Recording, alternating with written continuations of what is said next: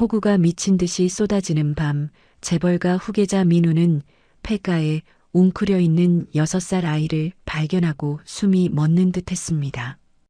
헝클어진 머리에 흙먼지로 뒤덮인 아이는 울면서 작은 손에 낡은 초승달 목걸이를 꼭 쥐고 있었습니다. 6년 전 사라진 아내 세아가 가지고 있던 것과 똑같은 목걸이였죠. 왜 이 아이가 그 목걸이를 가지고 있는 걸까요? 혹시 세아가 재혼해서 낳은 아이일까요? 아니면 재벌가를 노린 정교한 사기극일까요? 그 의문의 답은 6년 전 그날 밤으로 거슬러 올라갑니다. 6년 전 7월 25일 밤 10시 한산 부인과 분만실이었습니다. 창밖에선 폭우가 미친 듯이 쏟아지고 있었죠. 빗소리가 너무 커서 의료 장비에 규칙적인 삐소리마저 묻힐 정도였습니다. 분만대 위에 누워있는 세아는 의식이 오락가락했습니다. 임신 8개월째, 아직 출산 예정일이 2달이나 남았는데 갑작스러운 진통이 시작된 것이었죠. 이마에는 식은땀이 줄줄 흘렀고 창백한 손가락은 침대 시트를 꽉 움켜쥐고 있었습니다. 선생님, 태아 심박수가 급격히 떨어지고 있습니다. 간호사의 다급한 외침에 의사가 황급히 달려왔습니다. 모니터 화면의 숫자들이 위험 신호를 보내고 있었죠. 세아는 흐릿한 의식 속에서도 뱃속 아기의 움직임을 느낄 수 있었습니다. 작은 생명이 필사적으로 꿈틀거리고 있었어요. 그 순간 병원 전체에 정전이 일어났습니다. 분만실이 순식간에 암흑으로 변했고 의료진들의 당황한 목소리가 여기저기서 터져나왔죠. 비상 발전기는요? 3분 내로 작동합니다. 수동으로 진행하세요. 캄캄한 어둠 속에서 세아의 귀에 무언가 들렸습니다. 아주 작고 가냘픈 울음소리였죠. 분명히 아기 울음소리였습니다. 세아는 있는 힘을 다해 손을 뻗으려 했지만 몸이 말을 듣지 않았습니다. 제 아기, 울음소리가 들려요. 세아의 목소리는 너무 작아서 아무도 듣지 못했습니다. 아니, 들었지만 못 들은 척 했는지도 모르죠. 의사의 차가운 선언이 분만실을 가득 채웠습니다. 사산입니다. 아기가 숨을 쉬지 않습니다. 아니에요. 방금 울었어요. 제 아기가 울었단 말이에요. 세아가 간신히 목소리를 높였지만 간호사가 재빨리 다가와 주사기를 준비했습니다. 산모님, 진정제를 놓아드릴게요. 충격이 크신 상태라. 의료진들이 재빠르게 시선을 교환했습니다. 무언가를 숨기려는 듯한 초조한 눈빛들이었죠. 한 간호사가 서둘러 태블릿을 조작하는 모습이 희미하게 보였습니다. 출산 기록이 아닌 기록 외처리라는 문구가 화면에 떠올랐죠. 세아가 의식을 잃어가는 순간 그녀의 목에서 초승달 목걸이가 떨어졌습니다. 민우가 준 소중한 목걸이였죠. 바닥에 떨어진 목걸이는 누군가의 발에 밟혀 체인 부분에 금이 갔고 의료진 중 한 명이 그것을 발로 밀어 구석으로 치워버렸습니다. 잠깐 그 목걸이. 세아가 희미하게 손을 뻗었지만 이미 약물이 퍼지기 시작했습니다. 눈앞이 흐려지는 가운데 그녀는 분명히 봤습니다. 간호사 한 명이 무언가를 품에 안고 분만실을 빠져나가는 모습을요. 그것은 담요에 쌓인 작은 덩어리였고 미세하게 꿈틀거리고 있었습니다. 분만실 밖 복도에는 검은 정장을 입은 남자 2명이 서 있었습니다. 그들 중 한 명이 휴대폰을 귀에 대고 낮은 목소리로 보고했죠. 예, 회장님. 처리 완료했습니다. 기록은 모두 정리했습니다. 여아입니다. 여아라니. 전화 너머로 들리는 목소리에는 실망감이 묻어 있었습니다. 알겠습니다. 계획대로 진행하겠습니다. 전기가 다시 들어왔을 때 분만실은 이미 정리되고 있었습니다. 세아는 깊은 잠에 빠져 있었고 아기는 어디에도 보이지 않았죠. 마치 처음부터 없었던 것처럼. 세아가 깨어났을 때는 이미 다음 날 아침이었습니다. 민우가 그녀의 손을 잡고 있었죠. 그의 눈은 빨갛게 충혈되어 있었습니다. 세아야, 미안해. 내가 더 일찍 왔어야 했는데. 민우야, 우리 아기. 우리 아기는요? 세아의 질문에 민우는 고개를 숙였습니다. 의사가 설명한 대로 아기는 사산이었다고 전해야 했죠. 하지만 세아는 믿지 않았습니다. 아니에요. 분명히 울었어요. 누군가 데려간 거예요. 세아야, 진정해. 의사 선생님이 모든 걸 확인했어. 민우도 의심스러웠지만 병원 기록은 명확했습니다. 사산. 그것이 공식 기록이었죠. 며칠 후 세아는 퇴원했습니다. 하지만 그녀는 계속 같은 말을 반복했습니다. 우리 아기는 살아있어요. 어딘가에 있을 거예요. 민우는 그런 세아를 보며 가슴이 찢어지는 듯 아팠습니다. 하지만 어떻게 해야 할지 몰랐죠. 병원도 경찰도 모두 사산이라고 했으니까요. 시간이 흐르면서 세아는 점점 변해갔습니다. 매일 밤 악몽을 꾸었고 낮에는 멍하니 창밖만 바라보았죠. 민우와의 사이도 점점 멀어졌습니다. 결국 두 사람은 이혼을 선택했고 세아는 어디론가 사라졌습니다. 민우는 그날 이후로 수면제 없이는 잠들 수 없게 되었습니다. 매일 밤 그를 괴롭히는 건 세아의 마지막 말이었죠. 언젠가 우리 아기를 찾을 거예요. 그 아이는 분명 살아있어요. 6년이 흐른 지금도 민우는 그날의 기억에서 벗어나지 못했습니다. 특히 비 오는 날이면 더욱 선명하게 떠올랐죠. 세아의 절규, 아기의 울음소리, 그리고 사라진 초승달 목걸이까지 그는 가끔 생각했습니다. 정말 아기가 죽은 게 맞을까? 혹시 세아의 말이 맞았던 건 아닐까? 하지만 이제 와서 무엇을 할 수 있겠습니까? 모든 게 끝난 일이었으니까요. 아니면 정말 끝난 일일까요? 민우는 창밖의 빗소리를 들으며 깊은 한숨을 내쉬었습니다. 오늘따라 유난히 과거의 기억이 선명했습니다. 마치 무언가 일어날 것만 같은 불안한 예감과 함께요. 회사 안은 수군거림으로 가득했습니다.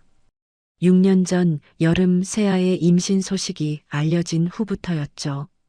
복도를 지날 때마다 시선들이 따라왔고 화장실에서도 속삭임이 멈추지 않았습니다. 여자아이면 후계 구도에 문제가 생길 텐데 회장님이 좋아하실 리 없지. 구시대적인 편견들이 21세기에도 여전히 살아있었습니다. 세아는 책상 서랍에 휴직서를 넣어두고 매일 꺼내보았죠. 제출 버튼을 누르려다가도 손이 멈췄습니다. 민우와 함께 꿈꾸던 미래를 포기할 수 없었으니까요. 그러던 어느 날 회장실에서 호출이 왔습니다. 민우가 아버지 앞에 서자 회장의 표정은 차가웠죠. 당분간 결혼과 출산 이야기는 꺼내지 마라. 대형 인수합병 건이 마무리될 때까지. 아버지, 세아는 이미 임신 7개월입니다. 그래서 더 문제야. 언론에 노출되면 회사 이미지가 흔들려. 민우의 주먹이 떨렸지만 아무 말도 할 수 없었습니다. 그날부터 비서실은 세아의 병원 동행을 막기 시작했죠. 산부인과 정기검진도 혼자 가야 했습니다. 임신 32주째 되던 날이었습니다. 7월 24일 저녁, 폭우가 쏟아지기 시작했죠. 세아의 휴대폰에 문자 한 통이 왔습니다. 발신자는 알 수 없는 번호였습니다. 조용히 사라지는 게 모두를 위한 길입니다. 진정을 위해 필요한 조치를 하겠습니다. 세아는 문자를 읽다가 갑자기 어지러움을 느꼈습니다. 배가 단단하게 뭉치면서 진통이 시작되었죠. 책상을 잡고 버티려 했지만 이미 다리에 힘이 풀렸습니다. 도와주세요. 세아가 쓰러지는 순간 누군가 재빨리 다가왔습니다. 검은 정장의 남자 둘이었죠. 그들은 세아를 들어 올려 준비된 차량으로 옮겼습니다. 병원까지 가는 동안 세아의 의식은 흐릿했지만 분명히 들었습니다. 지정된 병원으로 가야 합니다. 회장님 지시입니다. 한산부인과에 도착했을 때는 이미 밤 10시가 넘어 있었습니다. 민우가 뒤늦게 소식을 듣고 달려왔을 때 의사는 이미 모든 게 끝났다고 했죠. 사산입니다. 아기가 너무 일찍 나왔고 호흡을 하지 못했습니다. 그럴 리 없어요. 세아는 어디 있습니까? 진정제를 맞고 잠들어 있습니다. 충격이 커서 민우는 의무 기록을 요구했지만 원본은 볼 수 없었습니다. 시스템 오류로 스캔본만 남아있다는 설명이었죠. 영안실로 가려 했지만 이미 정리가 끝났다는 말만 들었습니다. 세아가 깨어난 건 사흘 후였습니다. 그녀는 며칠 동안 아무 말도 하지 않았죠. 그저 창밖만 바라보며 눈물을 흘릴 뿐이었습니다. 민우가 손을 잡으려 하면 피했고 밥도 거의 먹지 않았습니다. 일주일 후 두 사람은 집에서 마주 앉았습니다. 서로를 탓하려다가도 말을 삼켰죠. 결국 세아가 먼저 입을 열었습니다. 우린 가문을 이길 수 없었어요. 세아야, 우리가 다시 시작하면. 아니에요. 이미 끝났어요. 우리 아기도 우리 사이도. 이혼 서류가 테이블 위에 놓였습니다. 민우는 펜을 들었다가 내려놓기를 반복했죠. 하지만 세아의 텅 빈 눈을 보며 결국 도장을 찍었습니다. 세아는 그날로 사라졌습니다. 은행 계좌는 해지되었고 휴대폰도 꺼졌으며 주민등록상 주소도 변경되었죠. 민우가 아는 모든 곳을 찾아다녔지만 흔적조차 없었습니다. 민우는 회장과 정면으로 맞섰습니다. 아버지가 한 일입니까? 무슨 소리냐? 세아와 아기, 아버지가 개입하신 겁니까? 회장은 아무 대답도 하지 않았습니다. 그저 차가운 눈으로 아들을 바라볼 뿐이었죠. 민우는 그날부터 회장실에 발을 들이지 않았습니다. 외곽의 그 집, 두 사람이 꿈꾸던 보금자리의 공사도 중단되었습니다. 시공업체에서 계약 해지 통보가 왔죠. 위약금 조항에 따라 계약금의 절반을 돌려받지 못했지만 민우는 신경 쓰지 않았습니다. 이미 모든 게 의미를 잃었으니까요. 그날 이후 민우는 불면증에 시달렸습니다. 수면제 없이는 잠들 수 없었고 악몽에 시달렸죠. 약물 복용량은 점점 늘어갔습니다. 정신과 상담을 받기도 했지만 근본적인 해결은 되지 않았습니다. 어느 날 민우는 리모델링 도면을 정리하다가 뒷면에 적힌 세아의 메모를 발견했습니다. 비 오면 소리 작게. 무슨 의미인지 알 수 없었지만 왠지 가슴이 아팠습니다. 세아는 비 오는 날을 무서워했거든요. 천둥 소리에 놀라곤 했죠. 그런 세아가 왜 이런 메모를 남겼을까요? 민우는 가끔 의심했습니다. 정말 아기가 죽은 게 맞을까? 병원 기록이 조작된 건 아닐까? 하지만 증거는 없었습니다. 의무 기록도, 영안실 기록도, 화장 기록도 모두 사산으로 처리되어 있었으니까요. 그래도 석연치 않은 점들이 있었습니다. 왜 원본 의무 기록은 사라졌을까? 왜 그렇게 빨리 모든 처리가 끝났을까? 왜 세아는 아무 말 없이 사라졌을까? 그리고 왜 회장은 그날의 일에 대해 함구했을까? 6년이 지난 지금도 민우는 그날의 진실을 알지 못했습니다. 다만 가슴 한구석에 의구심만 남아있을 뿐이었죠. 특히 비 오는 날이면 더욱 선명하게 떠올랐습니다. 세아의 눈물, 텅 빈 요람, 그리고 사라진 초승달 목걸이까지. 민우는 서랍에서 약병을 꺼냈습니다. 오늘도 약 없이는 잠들 수 없을 것 같았죠. 창밖에는 비가 내리기 시작했습니다. 6년 전 그날처럼 거세게 쏟아지는 빗소리가 들렸습니다. 그때 휴대폰이 울렸습니다. 모르는 번호였죠. 민우는 잠시 망설이다가 전화를 받았습니다. 하지만 상대방은 아무 말도 하지 않았습니다. 그저 숨소리만 들릴 뿐이었죠. 그리고 전화는 끊어졌습니다.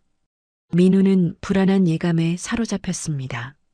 무언가 일어날 것 같은, 아니, 이미 일어나고 있는 것 같은 기분이었죠. 그는 창밖을 바라보며 깊은 한숨을 내쉬었습니다. 비는 점점 거세지고 있었고 어둠은 깊어만 갔습니다.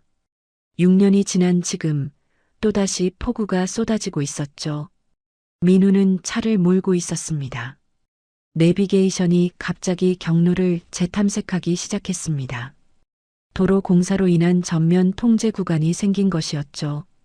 500m 앞에서 우회전하세요. 기계음을 따라 핸들을 돌리는 순간 민우는 이상한 끌림을 느꼈습니다. 마치 무언가가 그를 이끄는 것 같았죠.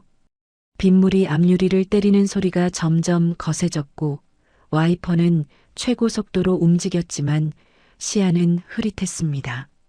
도심 외곽으로 접어들자 익숙한 풍경이 나타났습니다. 6년 전 세아와 함께 집을 보러 왔던 바로 그 동네였죠. 가슴이 묵직해졌습니다. 그때 오른쪽에 낡은 단독주택이 보였습니다. 철거 예정이라는 빨간 딱지가 대문에 붙어 있었고 녹슨 철문이 바람에 덜컹거렸죠. 민우는 차를 세웠습니다. 손전등을 들고 대문으로 다가가자 벽면에 붙어 있던 페인트 샘플이 눈에 들어왔습니다. 6년 전 그와 세아가 골랐던 아이보리색 페인트였죠. 벽 한쪽에는 연필로 쓴 메모가 희미하게 남아 있었습니다. 아이 책장 놓기. 집 안으로 들어서자 먼지 냄새와 함께 이상한 소리가 들렸습니다. 울먹이는 소리와 바람 소리가 섞여 있었죠. 민우가 손전등을 비추자 거실 구석에 웅크리고 있는 작은 그림자가 보였습니다. 6살쯤 되어 보이는 여자아이였습니다. 헝클어진 머리, 더러워진 옷, 그리고 겁에 질린 큰 눈. 바닥에는 기침약 시럽병과 빈 생수병, 얇은 담요가 흩어져 있었죠. 누군가 아이를 잠시 돌본 흔적이 분명했습니다. 너 누구니? 왜 여기에 있어? 민우가 다가가자 아이가 움찔했습니다. 낮은 남자 목소리에 놀란 것 같았죠. 민우는 최대한 높고 부드러운 톤으로 다시 말했습니다. 괜찮아, 괜찮아. 아저씨는 도와주러 온 사람이야. 아이가 천천히 고개를 들었습니다. 떨리는 목소리로 말했죠. 무서워요. 부모님은 어디 계셔? 몰라요. 엄마가 여기서 기다리라고 했어요. 안전한 곳이라고. 아이의 손에는 무언가 반짝이는 게 들려 있었습니다. 민우가 가까이 다가가 보니 낡은 초승달 목걸이였죠. 광택은 사라졌지만 형태는 선명했습니다. 민우는 순간 가슴이 철렁했지만 아무 말도 하지 않았습니다. 비 오는 날 태어났대요. 아이가 갑자기 말했습니다. 민우는 의아했죠. 누가 그렇게 말했어? 엄마가요. 비 오는 날 태어나서 이름을 소희라고 지었대요. 대문 안쪽을 보니 바닥에 테이프 자국이 있었습니다. 부엌 싱크대 위치를 표시한 것 같았죠. 이 집이 누군가의 살 집이었다는 증거였습니다. 민우는 가슴이 답답해졌습니다. 경찰에 신고해야 할지 고민했지만 본능적인 불안감이 들었습니다. 대신 아이의 안전을 먼저 생각하기로 했죠. 민우는 소희를 안아들었습니다. 아이의 몸은 차갑고 가벼웠습니다. 차 안으로 옮긴 후 히터를 켜고 트렁크에서 담요를 꺼내 아이를 감쌌습니다. 따뜻한 물도 건네주었죠. 그리고 휴대폰으로 경찰과 아동보호 전문기관에 연락했습니다. 버려진 집에서 아이를 발견했습니다. 보호자는 없는 것 같고요. 통화를 하는 동안 민우는 백미러로 소희를 바라봤습니다. 아이는 목걸이를 꼭 쥐고 있었죠. 그 모습이 왠지 가슴 아팠습니다. 경찰과 아동보호 전문기관 직원이 도착하기까지 30분이 걸렸습니다. 그 사이 소희는 조금씩 안정을 찾아갔죠. 민우가 건넨 과자를 조심스럽게 먹으며 말했습니다. 엄마가 곧 올 거예요. 나쁜 사람들이 없어지면요. 나쁜 사람들? 엄마를 괴롭히는 사람들이요. 엄마가 숨어야 한대요. 민우는 의아했습니다. 이 아이의 엄마는 대체 누구일까요? 왜 아이를 이런 곳에 두고 간 걸까요? 경찰이 도착했을 때 한 경관이 주변을 둘러보며 말했습니다. 최근에 이 근처에서 검은 세단을 본 주민이 있다고 합니다. 재단 보안팀 차량 같았다고 하는데요. 민우의 얼굴이 굳어졌습니다. 재단이라면 아버지 회사를 말하는 걸까요? 왜 이곳을 감시했을까요? 혹시 이 아이와 관련이 있는 걸까요? 아동보호 전문기관 직원이 소희를 살피며 말했습니다. 영양실조 증상이 있네요. 며칠은 제대로 먹지 못한 것 같아요.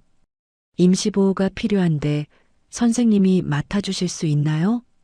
민우는 망설임 없이 고개를 끄덕였습니다.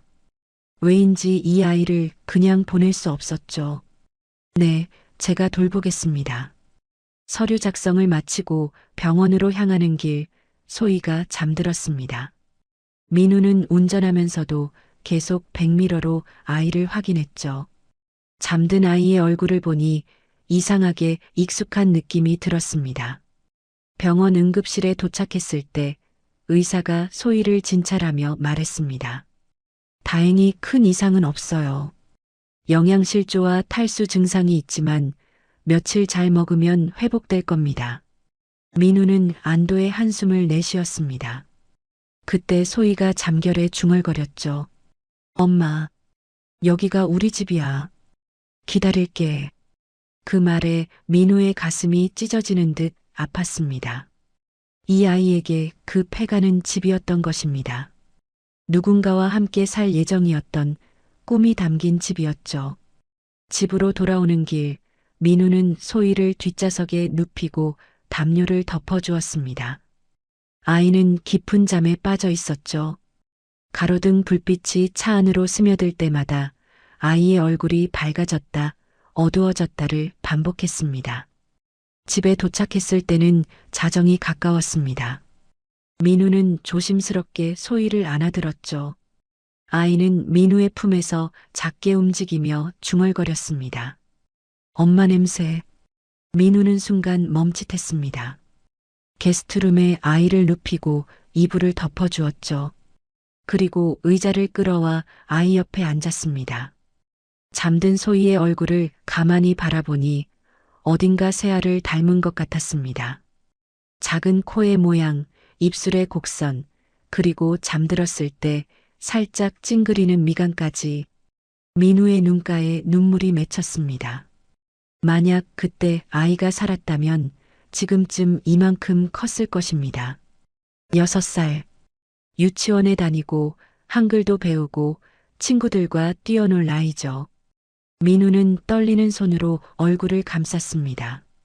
조용히 흐느끼는 소리가 방 안에 울렸습니다. 죄책감이 밀려왔죠. 그날 밤 세아 곁에 있지 못했던 것, 아이를 지키지 못했던 것, 모든 게 자신의 잘못 같았습니다. 미안해. 정말 미안해. 민우는 숨죽여 울었습니다. 잠든 아이가 깰까봐 소리 없이 눈물만 흘렸죠. 창밖에 비는 그쳤지만 그의 마음속 폭우는 계속되고 있었습니다.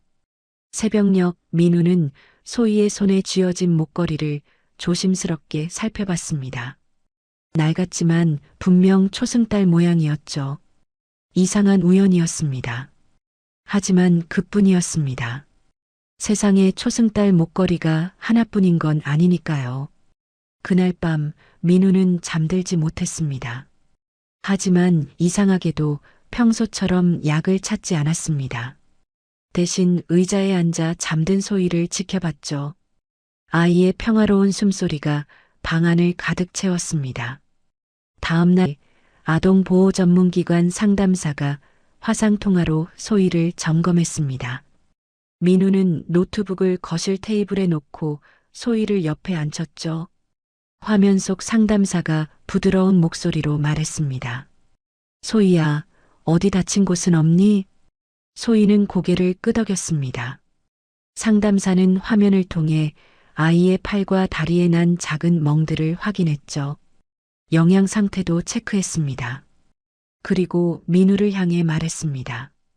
임시보호를 맡아주시면 감사하겠습니다. 법적 절차는 제가 안내해 드릴게요. 서류 작성을 마친 후 민우는 소희를 데리고 편의점으로 갔습니다. 아이에게 필요한 물건들을 사야 했죠.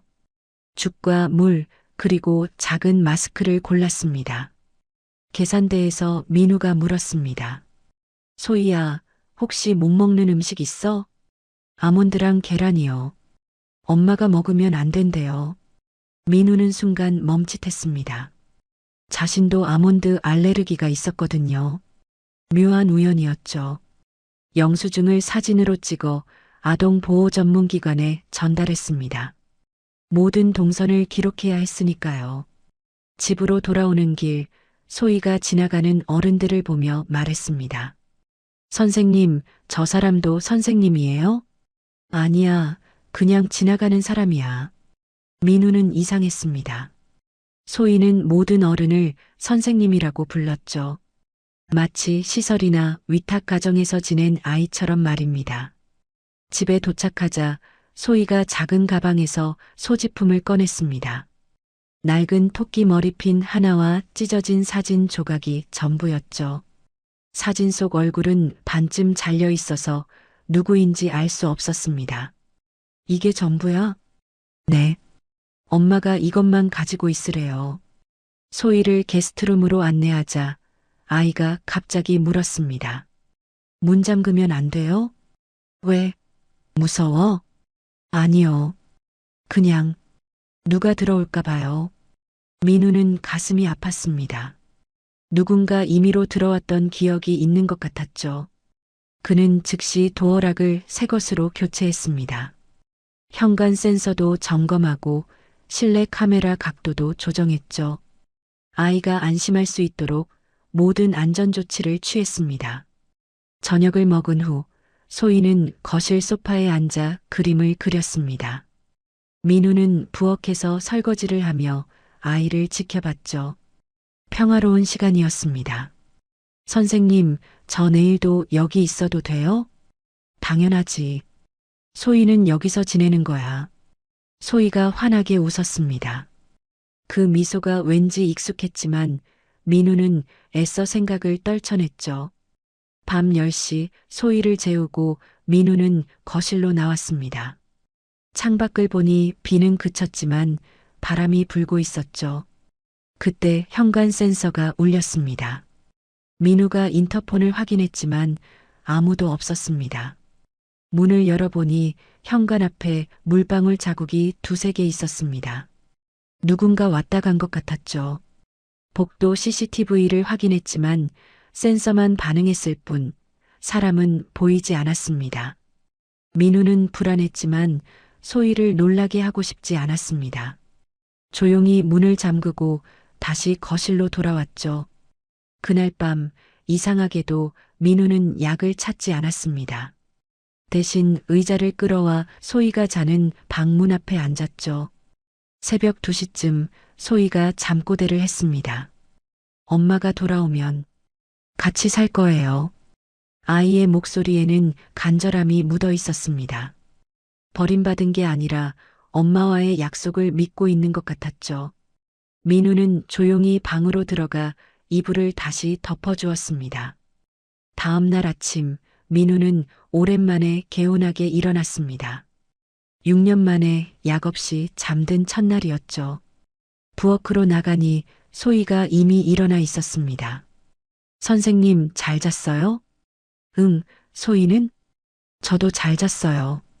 여기 따뜻해서 좋아요. 아침을 먹으며 민우는 소희를 관찰했습니다. 아이는 숟가락을 쥐는 방법도 제대로 배운 것 같았고 식사 예절도 좋았죠. 누군가 제대로 가르친 흔적이 있었습니다. 소희야, 유치원 다녔어? 아니요. 엄마가 집에서 가르쳐 줬어요. 엄마가 뭘 가르쳐 줬어? 한글이랑 숫자요. 그리고 피아노도요. 민우는 놀랐습니다. 세아도 피아노를 좋아했거든요. 하지만 우연의 일치일 뿐이라고 생각했죠. 세상에 피아노 치는 사람이 한둘이 아니니까요. 오후에 아동보호 전문기관에서 연락이 왔습니다. 소희의 신원을 확인하려 했지만 어떤 기록도 찾을 수 없다고 했죠. 미등록 아동이거나 위탁 과정에서 서류가 누락된 것 같다고 했습니다. 당분간 선생님이 보호해 주시면 감사하겠습니다. 법원의 정식 절차를 밟겠습니다. 민우는 동의했습니다. 이상하게도 소희와 함께 있으면 마음이 편안했거든요. 아이도 민우를 따르는 것 같았습니다. 저녁 무렵 소희가 목걸이를 만지작거리며 창밖을 바라보고 있었습니다. 민우가 다가가 물었죠. 뭘 보고 있어? 비가 올 것 같아요. 엄마가 비 오는 날 온다고 했거든요.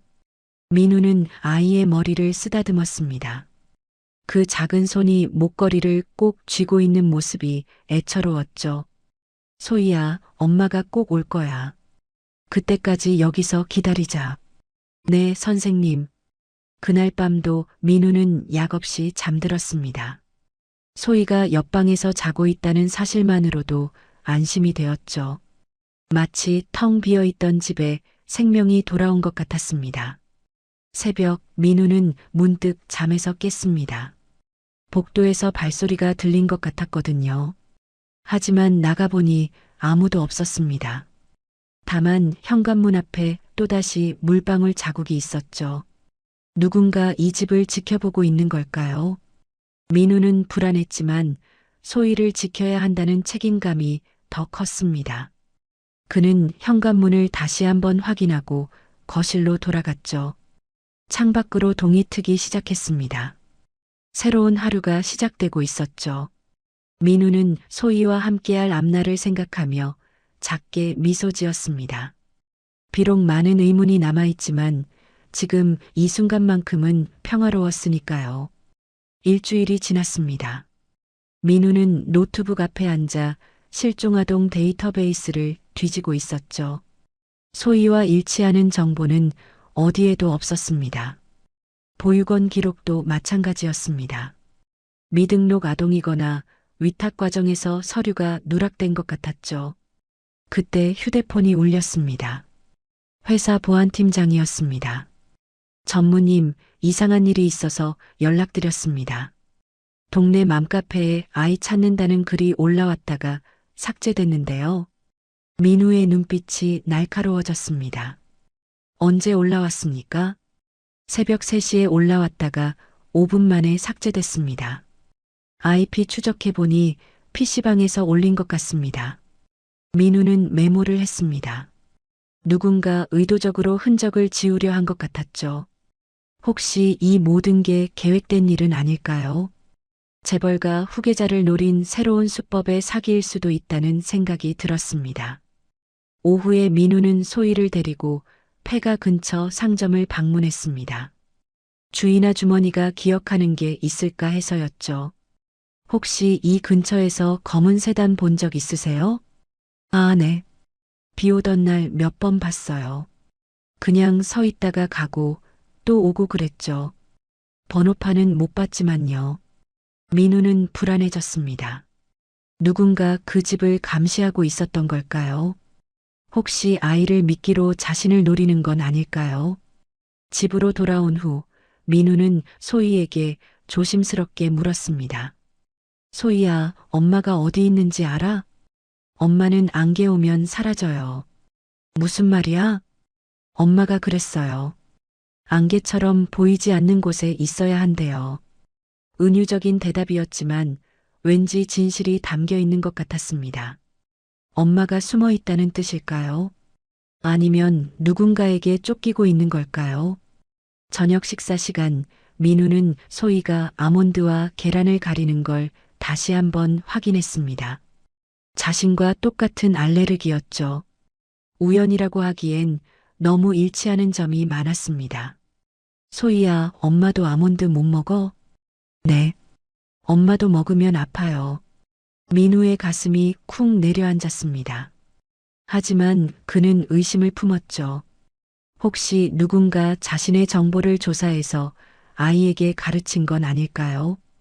요즘 같은 시대에 개인정보를 캐내는 건 어렵지 않으니까요. 밤이 되자 민우는 6년 전 카드 내역을 확인했습니다. 산후조리원 결제 기록이 일부 남아 있었죠. 이상했습니다. 사산이었다면 왜 산후조리원 비용을 결제했을까요? 하지만 이것도 병원의 실수일 수 있다고 생각했습니다. 그때 거실에서 콧노래 소리가 들렸습니다. 소희가 그림을 그리며 흥얼거리고 있었죠. 민우는 그 멜로디를 듣고 숨이 멎는 듯 했습니다. 세아가 즐겨 흥얼대던 피아노 곡과 똑같았거든요. 소희야, 그 노래 누가 가르쳐 줬어? 엄마가 자장가로 불러줬어요. 민우는 입술을 깨물었습니다. 하지만 이것도 우연일 수 있었죠. 그 곡은 유명한 클래식이었으니까요. 다음 날 아침, 민우는 회사 보안팀에 집 주변 의심 차량 조회를 요청했습니다. 그런데 이상한 일이 벌어졌죠. 자료가 보안팀에서 회장 비서실로 이관되었다는 것입니다. 전무님, 위에서 관심을 가지시는 것 같습니다. 보안팀장의 목소리에는 긴장감이 묻어 있었습니다. 아버지가 이 일에 개입하고 있는 걸까요? 아니면 아버지도 이 사기극의 일부일까요? 민우는 혼란스러웠습니다. 점심 무렵 민우는 소희를 보며 깊은 고민에 빠졌습니다. DNA 검사를 해야 할까요? 하지만 아이에게 상처를 주고 싶지 않았죠. 그리고 만약 이게 정말 사기라면 검사 결과도 조작될 수 있었습니다. 민우는 검사를 보류하기로 했습니다. 대신 더 많은 증거를 모으기로 했죠. 진실이 무엇이든 확실한 증거가 필요했으니까요. 저녁이 되자 소희가 종이에 무언가를 적고 있었습니다. 민우가 가까이 다가가 보니 한글 연습을 하고 있었죠. 소희야, 누가 한글 가르쳐 줬어? 엄마요. 매일 연습했어요. 학교는 안 갔어? 엄마가 위험하대요. 나쁜 사람들이 있대요. 민우는 의구심이 커졌습니다. 이 모든 게 너무 완벽하게 짜인 각본 같았죠. 불쌍한 아이, 숨어있는 엄마, 나쁜 사람들. 마치 드라마 같은 설정이었습니다. 그날 밤 민우는 소희의 목에 걸린 초승달 목걸이를 오래 바라봤습니다. 낯익은 문양이 계속 마음에 걸렸죠. 하지만 이것도 복제품일 수 있었습니다. 요즘은 모든 복제가 가능한 시대니까요. 민우는 노트에 적었습니다. 신종 사기 가능성. 누군가 자신의 과거를 철저히 조사해서 완벽한 시나리오를 만들었을 수도 있다고. 세아와의 관계, 죽은 아이, 모든 걸 이용한 치밀한 계획일지도 모른다고. 새벽 2시, 민우는 잠에서 깼습니다. 거실에서 이상한 소리가 들렸거든요. 나가보니 소희가 잠결에 중얼거리고 있었습니다. 엄마, 언제 와요? 여기서 기다릴게요. 민우는 아이를 바라보며 생각했습니다. 이 아이가 연기를 하는 건 아니겠죠. 너무 어리니까요. 하지만 누군가 아이를 이용하고 있을 수도 있었습니다. 다음 날 아침, 민우는 결심했습니다. 진실이 무엇이든 알아야겠다고. 하지만 조심스럽게 접근해야 했죠. 만약 이게 정말 사기라면 배우가 있을 테니까요. 민우는 소희를 꼭 안아주었습니다. 아이는 민우의 품에서 편안하게 숨을 쉬었죠. 연기든 진짜든 이 아이는 보호가 필요했습니다. 소희야, 걱정하지 마. 내가 지켜줄게. 네, 선생님. 민우는 초승달 목걸이를 다시 한번 봤습니다. 진짜인지 가짜인지 언젠가는 밝혀지겠죠. 그때까지는 모든 가능성을 열어두고 지켜봐야 했습니다. 세아가 재혼해서 낳은 아이일 수도 아니면 전혀 모르는 아이일 수도 있으니까요. 아침 9시 민우는 정비소에서 전화를 받았습니다. 정기 점검을 위해 맡긴 차량에서 이상한 것을 발견했다는 연락이었죠. 전무님, 차량 하부에서 소형 GPS를 발견했습니다. 출고할 때 장착된 게 아니에요. 민우의 얼굴이 굳어졌습니다. 누군가 자신의 동선을 추적하고 있었던 것입니다. 정비사가 보낸 사진을 확인하니 정교하게 숨겨진 추적 장치가 보였죠. 언제부터 달려 있었을까요? 최소한 달은 된 것 같습니다. 먼지가 꽤 쌓여 있었거든요. 민우는 소희를 발견하기 전부터 감시당하고 있었다는 사실에 소름이 돋았습니다. 혹시 재벌가 후계자를 노린 범죄 조직이 있는 걸까요? 점심시간 민우는 아파트로 돌아왔습니다. 엘리베이터를 타려는 순간 CCTV 화면에 이상한 것이 보였죠. 검은 우산을 든 남자의 실루엣이 순간적으로 포착되었다가 사라졌습니다. 정지 구간에서만 잠깐 보였을 뿐 얼굴은 식별할 수 없었죠. 집에 들어와 우편함을 확인하던 민우는 깜짝 놀랐습니다. 소희가 폐가에서 잃어버렸다던 토끼 머리핀이 들어있었거든요. 누군가 일부러 넣은 것이 분명했습니다. 장난일까요? 아니면 경고일까요? 오후 3시 민우의 이메일에 익명의 메시지가 도착했습니다. 사산 코드를 의심하라. 날짜는 포구. 발신자 IP를 추적해보니 병원 공용 와이파이로 추정되었습니다. 누군가 병원 내부에서 정보를 흘리고 있는 것 같았죠. 하지만 민우는 혼란스러웠습니다. 6년 전 아이는 분명 죽었는데 왜 이런 메시지를 보내는 걸까요? 저녁 무렵 소희가 거실에서 그림을 그리고 있었습니다. 집과 나무 그리고 세 사람이 손을 잡고 있는 모습이었죠. 민우는 아이의 평화로운 모습을 보며 잠시 불안을 잊었습니다. 선생님, 저 내일도 유치원 가도 돼요? 당연하지. 친구들이 기다릴 거야. 소희가 환하게 웃었습니다. 하지만 민우는 걱정이 되었죠. 누군가 아이를 노리고 있는 것 같았으니까요. 민우는 폐가의 등기를 열람해 보기로 했습니다. 놀랍게도 소유권이 여러 번 바뀌었더군요. 재단 산하법인에서 시작해 하청업체로 그리고 개인 명의로 다단계로 이전되었습니다. 전형적인 자금 세탁 흔적이었죠. 다음 날 오전 소희를 유치원에 데려다주고 돌아오는 길이었습니다. 백미러에 검은 세단이 보였죠. 천천히 따라오고 있었습니다. 민우가 속도를 높이자 세단도 속도를 높였고 느리게 가면 똑같이 느려졌습니다. 민우는 즉시 경호원에게 연락했습니다. 경호원이 번호판을 촬영하려 다가가자 세단은 급가속으로 도주했죠. 번호판을 조회해 보니 렌터카였고 계약자는 대포폰을 사용했다고 합니다. 전무님, 신변에 위협이 있는 것 같습니다. 보호 조치가 필요합니다. 경호팀장의 목소리에는 걱정이 묻어 있었습니다. 민우는 혹시 이 모든 게 소희를 이용한 사기극의 일부는 아닐까 생각했죠. 그날 밤 11시 도어락 로그를 확인하던 민우는 이상한 기록을 발견했습니다. 새벽 3시에 외부 시도가 한 번 있었던 것입니다. 실패로 끝났지만 누군가 집에 들어오려 했던 것이 분명했죠. 경비실에 확인해 봤는데 그 시간에 본 사람이 없다고 합니다. 경호원의 보고를 듣고 민우는 더욱 불안해졌습니다. 보이지 않는 누군가가 자신과 소희를 감시하고 있었죠. 다음 날 아침 소희가 갑자기 울기 시작했습니다. 민우가 목소리를 조금 낮게 해서 말했더니 아이가 극도로 무서워한 것입니다. 미안해, 소희야. 아저씨가 놀라게 했구나. 낮은 목소리는 무서워요. 나쁜 사람들이 그런 목소리였어요. 민우는 마음이 아팠습니다. 이 아이가 누구의 딸이든 분명 힘든 시간을 보냈을 것입니다. 그는 앞으로 부드러운 톤으로만 말하기로 약속했죠. 그날부터 민우는 동선을 암호화하기 시작했습니다.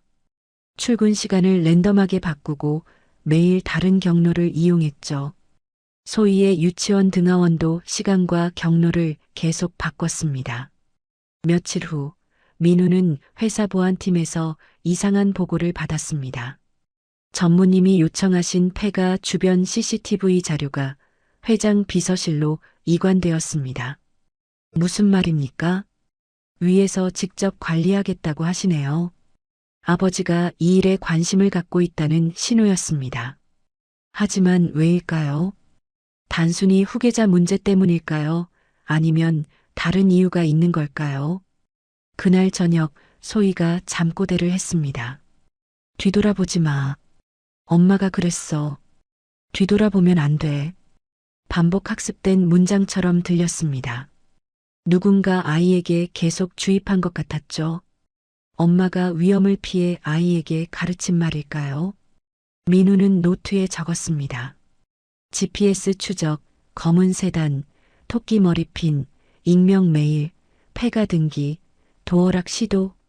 모든 것이 연결되어 있는 것 같았지만 아직 전체 그림은 보이지 않았습니다. 새벽 2시 민우는 창밖을 바라보며 생각에 잠겼습니다. 보이지 않는 손이 자신과 소희 주변을 맴돌고 있었죠. 그것이 적인지 아군인지도 알 수 없었습니다. 한 가지 확실한 건 누군가 이 아이를 이용해 자신에게 접근하려 한다는 것입니다. 재벌가를 노린 신종 사기일 수도 있고 회사 내부의 권력 다툼일 수도 있었죠. 민우는 소희가 자는 방을 바라봤습니다. 이 아이가 누구든 어떤 목적으로 나타났든 지금은 보호가 필요한 어린아이일 뿐이었습니다. 소희야, 내가 지켜줄게. 민우는 작게 중얼거렸습니다. 6년 전 자신의 아이는 죽었지만 이 아이만큼은 지켜야 했습니다. 보이지 않는 위협으로부터, 알 수 없는 위험으로부터 말이죠. 다음 날 아침 민우는 경호팀을 강화하기로 결정했습니다. 누가 배후에 있든 소희와 자신의 안전이 최우선이었으니까요. 진실은 나중에 밝혀도 되지만 지금은 살아남는 게 중요했습니다. 민우는 6년 전 그날의 병원으로 향했습니다. 한산 부인과는 여전히 같은 자리에서 운영되고 있었죠. 접수대에서 의무기록 열람을 요청했지만 돌아온 대답은 실망스러웠습니다. 죄송합니다. 사산 기록은 보관 의무가 없어서 원본은 남아있지 않고요. 스캔본만 있습니다. 민우는 스캔본이라도 확인했지만 중요한 부분들이 흐릿하게 처리되어 있었죠. 마치 의도적으로 지운 것처럼 보였습니다. 결재란은 비어 있었고 담당 의사 서명도 알아볼 수 없었습니다. 혹시 그날 근무하신 간호사분들 연락처를 알 수 있을까요? 개인정보라 알려드릴 수 없습니다. 막막했지만 민우는 포기하지 않았습니다. 병원 주차장에서 퇴근하는 직원들을 기다렸죠. 오래된 직원 한 명이 민우를 알아봤습니다. 전무님 아니세요? 그때 일은 정말 안타까웠어요. 혹시 그날 밤 근무하신 분들 아세요? 간호조무사 한 분이 계셨는데 얼마 후에 그만두셨어요. 이상한 일이 많았다고 하더라고요. 민우는 간호조무사의 이름을 겨우 알아냈습니다. 김정숙이라는 50대 여성이었죠. 수소문 끝에 연락처를 구했고 조심스럽게 만남을 요청했습니다. 다음 날 오후 조용한 카페에서 김정숙을 만났습니다. 그녀의 얼굴에는 불안한 기색이 역력했죠. 그날 밤 정전이 2번 있었어요. 첫 번째는 잠깐이었는데 두 번째는 꽤 길었죠. 산모는 어땠습니까? 의식이 잠깐 돌아왔어요. 아기를 찾았죠. 하지만 의사가 진정제를 놓으라고 했어요. 김정숙은 주변을 살피며 목소리를 낮췄습니다. 이상한 건 분만 기록이 바로 사라졌다는 거예요. 누군가 서버에 접속해서 지운 것 같았어요. 민우는 병원 전산실로 향했습니다. 백업 서버 로그를 확인해 달라고 요청했죠. 전산 담당자가 기록을 뒤지다가 이상한 점을 발견했습니다. 새벽 3시에 관리자 권한으로 접속한 기록이 있네요. 근데 그 시간엔 아무도 없었을 텐데 누군가 의도적으로 기록을 삭제한 것이 분명했습니다. 민우는 다음으로 산후조리원을 찾아갔죠. CCTV는 이미 보관 기간이 지나 삭제되었지만 출입카드 로그 일부가 남아 있었습니다. 익명 아이디로 등록된 사람이 있었네요. 이상한데 보통은 실명으로 등록하거든요. 민우는 보건소로 향했습니다. 예방접종 기록을 확인하려 했지만 여기도 공백이었죠. 그 기간에 등록된 신생아가 없네요. 행정 공백이 가끔 있긴 한데 보건소 직원도 의아해했습니다. 모든 기록이 마치 계획적으로 지워진 것 같았죠. 오후에 아동보호 전문기관에서 연락이 왔습니다. 소희의 임시보호 연장을 권하고 싶습니다. 법원에 가사조치 서류를 제출하셔야 해요. 민우는 서류를 준비하며 깊은 고민에 빠졌습니다. DNA 검사를 해야 할까요? 하지만 만약 이 아이가 자신의 딸이 아니라면 어떻게 해야 할까요? 6년 전 죽은 아이는 분명 자신의 딸이었는데 이 아이는 누구일까요? 그날 저녁 소희가 또 이상한 말을 중얼거렸습니다. 뒤돌아보지 마. 뒤돌아보면 안 돼. 반복 학습된 문장처럼 들렸습니다. 누군가 아이에게 계속 주입한 것 같았죠. 소희야, 누가 그렇게 말했어? 엄마가요. 위험하대요. 민우는 변호사를 찾아갔습니다. 사산 처리를 철회하고 출생 정정을 할 수 있는지 물었죠. 가능은 합니다. 하지만 증거가 필요해요. 진료 기록, 증언, 금융거래 내역 등이요. 변호사는 필요한 서류 목록을 작성해 줬습니다. 민우는 하나씩 준비하기 시작했죠. 하지만 여전히 의문이 남았습니다. 왜 모든 기록이 사라진 걸까요? 누가 이렇게 치밀하게 계획한 걸까요? 다음 날 아침, 민우는 6년 전 병원 근무자 명단을 입수했습니다. 야간 근무 간호사가 3명 있었는데 2명은 이직했고 1명은 연락이 두절된 상태였죠. 박수진 간호사는 그날 이후로 출근하지 않았어요. 집도 비웠다고 하더라고요. 병원 인사팀의 설명이었습니다. 뭔가 숨기고 있는 것 같았죠. 민우는 보험회사에 연락했습니다. 6년 전 청구 내역을 확인하려 했죠. 놀랍게도 이상한 점을 발견했습니다. 사산인데 산모 회복 프로그램 비용이 청구되었네요. 이건 정상분만 때나 청구하는 건데 명백한 모순이었습니다. 누군가 실수를 한 것일까요? 아니면 진실의 흔적일까요? 그날 밤 민우는 재단 산하 위탁시설 목록을 뒤지고 있었습니다. 암호화된 단기 위탁 코드를 발견했죠. 법률가의 도움으로 해독을 시작했습니다. 이상하네요. 위탁 종료 후 행방불명 처리되었는데 보호이동 도장만 찍혀 있어요. 서류상으로는 아이가 있었다가 사라진 것처럼 보였습니다. 하지만 구체적인 정보는 없었죠. 민우는 폐가 등기를 다시 살펴봤습니다. 재단에서 시작해 여러 회사를 거쳐 개인 명의로 넘어간 과정이 복잡했죠. 전형적인 자금 세탁 패턴이었습니다. 새벽 2시 민우의 이메일에 또 익명 메시지가 왔습니다. 초승달 목걸이와 토끼 머리핀은 산모가 아이에게 준 표식입니다. 발신자는 여전히 추적 불가능했지만 내부 정보를 아는 사람인 것은 분명했죠. 민우는 결심했습니다. DNA 검사를 신청하기로 한 것입니다. 아동보호 전문기관과 상의해 아이에게 상처를 주지 않는 방법으로 진행하기로 했죠. 소희야, 병원에서 간단한 검사를 할 거야. 아프지 않아. 네, 선생님. 소희는 순순히 따라왔습니다. 검체 채취는 금방 끝났죠. 결과가 나오기까지 일주일이 걸린다고 했습니다.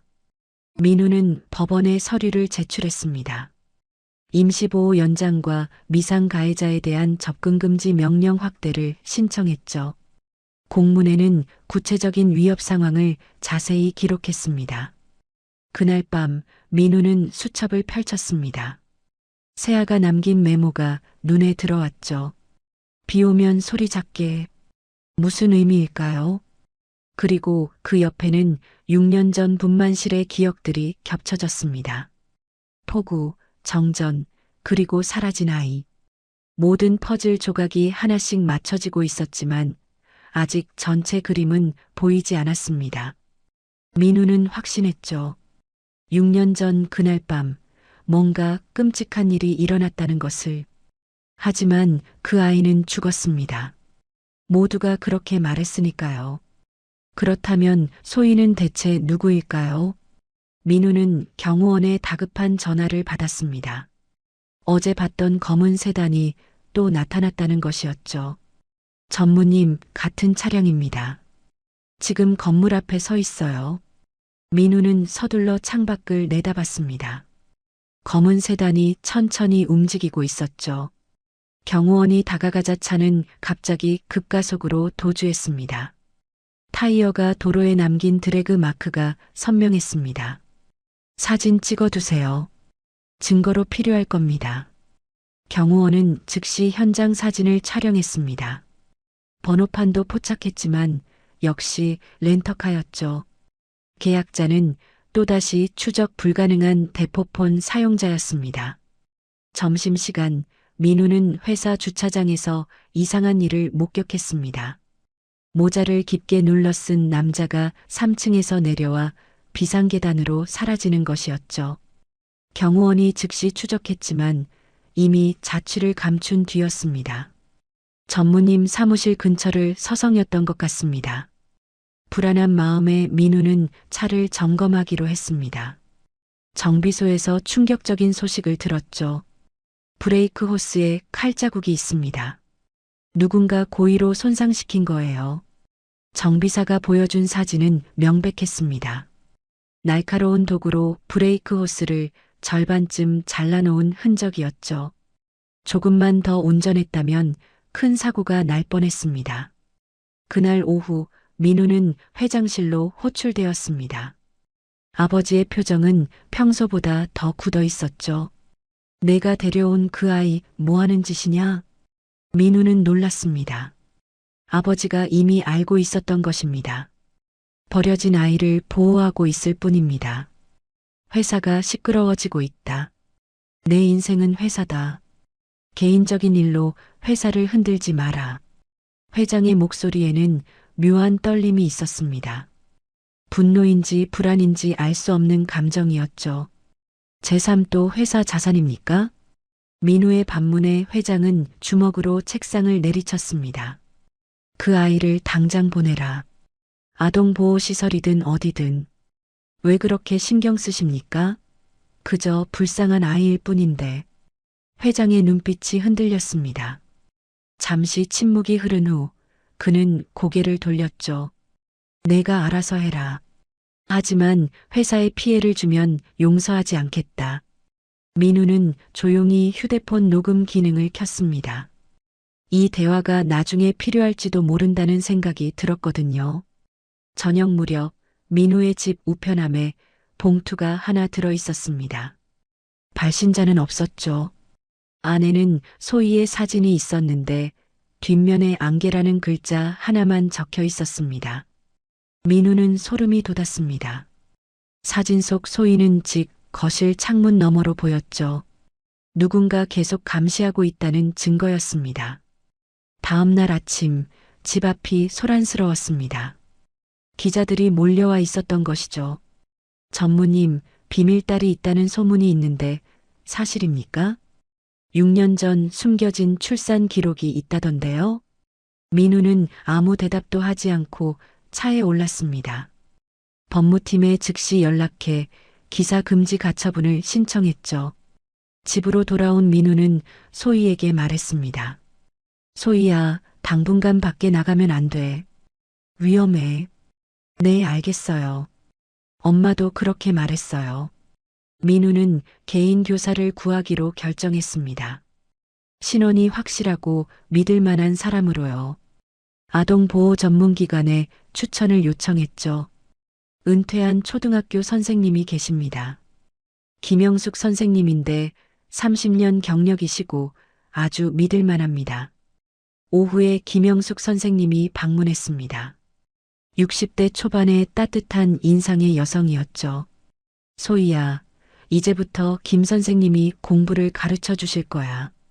안녕하세요, 선생님. 소희가 예의 바르게 인사했습니다.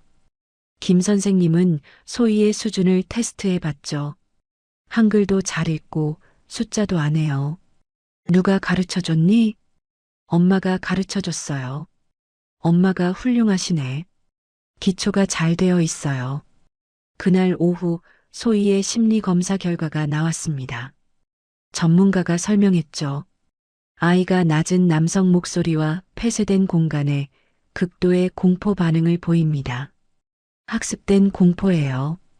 반복적으로 위협을 받았을 가능성이 높습니다. 민우는 가슴이 아팠습니다. 이 어린아이가 얼마나 무서운 일을 겪었을까요? 아동보호 전문기관에서 공문이 왔습니다. 소희의 신변보호 등급을 상향해야 한다는 내용이었죠. 경찰 순찰을 강화하고 필요시 긴급 보호 조치를 취하겠습니다. 그날 저녁 소희가 토끼 그림을 그리고 있었습니다. 귀 부분을 특히 정성스럽게 그렸죠. 소희야, 토끼 좋아해? 네. 엄마가 만들어준 토끼 인형이 있었어요. 귀가 찢어져서 엄마가 꿰매줬어요. 민우는 순간 멈칫했습니다. 산후조리원에서는 종종 신생아에게 토끼 인형을 선물로 준다고 들었거든요. 하지만 6년 전 자신의 아이는 태어나자마자 죽었는데요. 다음 날 민우는 소희의 방에 추가 안전장치를 설치했습니다. 가벽을 세우고 도어가드를 달았죠. 소희야, 이제 이 방은 너만의 성이야. 아무도 함부로 들어올 수 없어. 오후에 회사 이사회가 소집되었습니다. 회장이 직접 주재했죠. 민우의 개인적인 문제로 회사 이미지가 실추되고 있다. 이사들이 수군거렸습니다. 회장은 민우를 차갑게 바라봤죠. 전무직을 일시 정지한다. 사태가 정리될 때까지. 아버지, 이건 회사 결정이다. 민우는 회장의 눈에서 복잡한 감정을 읽었습니다. 분노, 불안, 그리고 무언가를 숨기려는 절박함까지. 그날 밤 민우는 서재에서 모든 증거를 정리했습니다. 브레이크 손상 감정서, 추적 차량 사진, 익명의 협박 편지, 그리고 회장과의 대화 녹음 파일까지.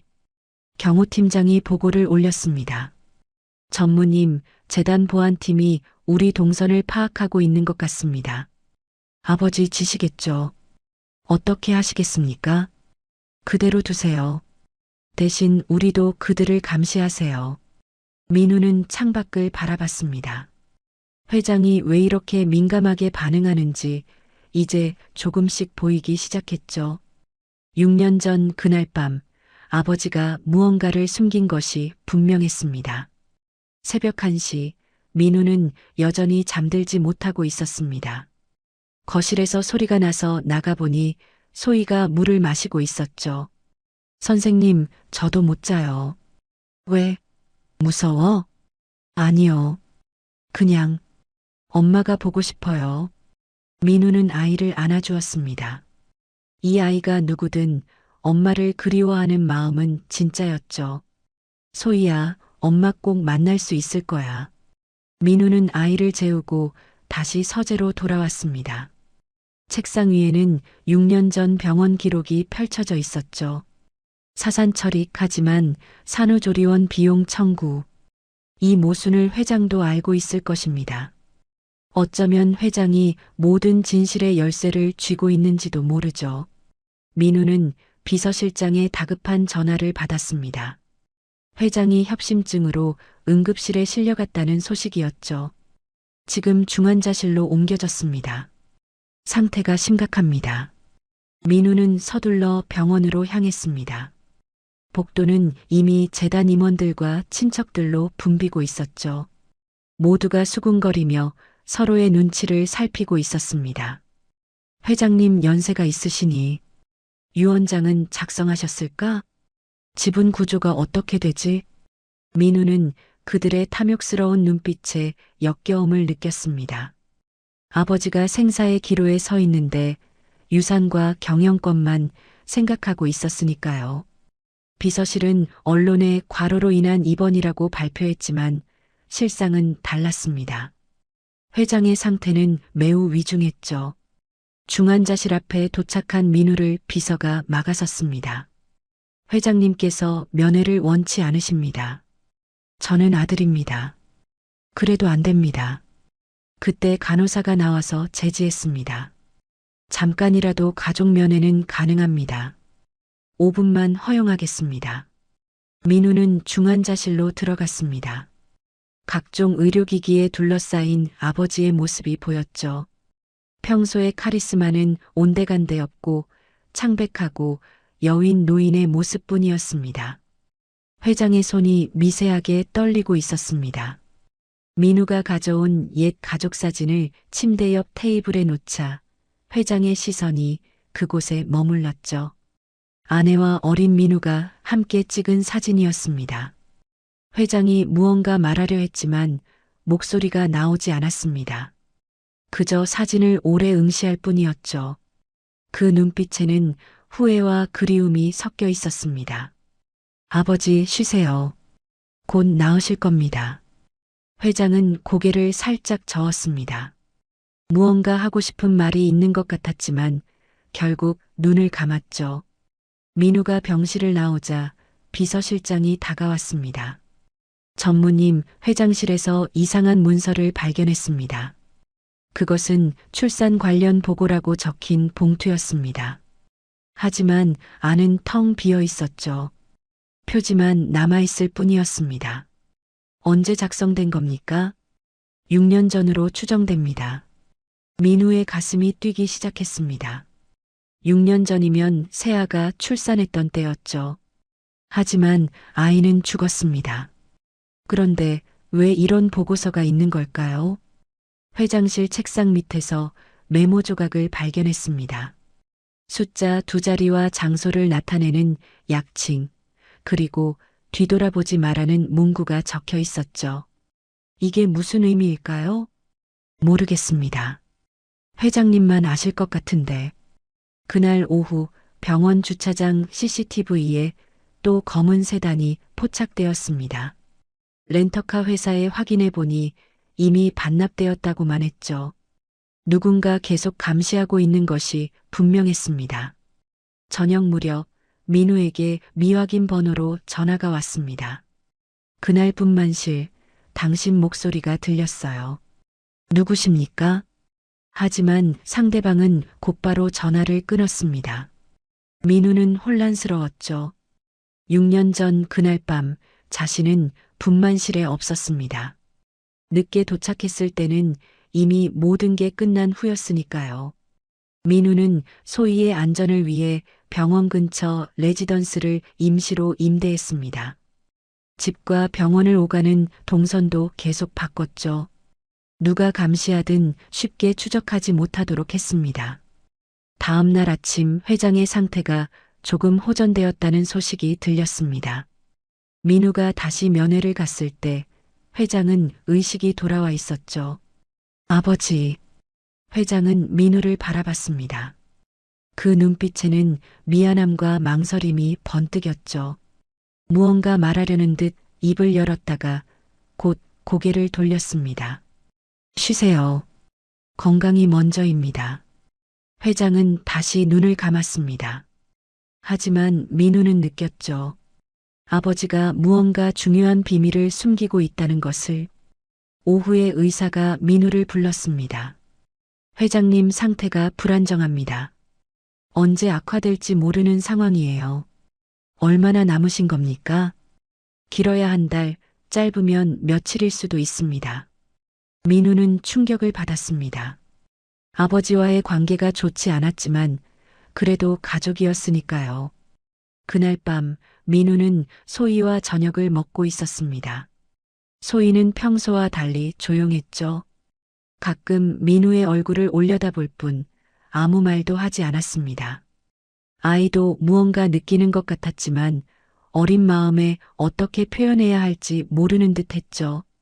민우는 그런 소희를 보며 오히려 마음이 편안해졌습니다.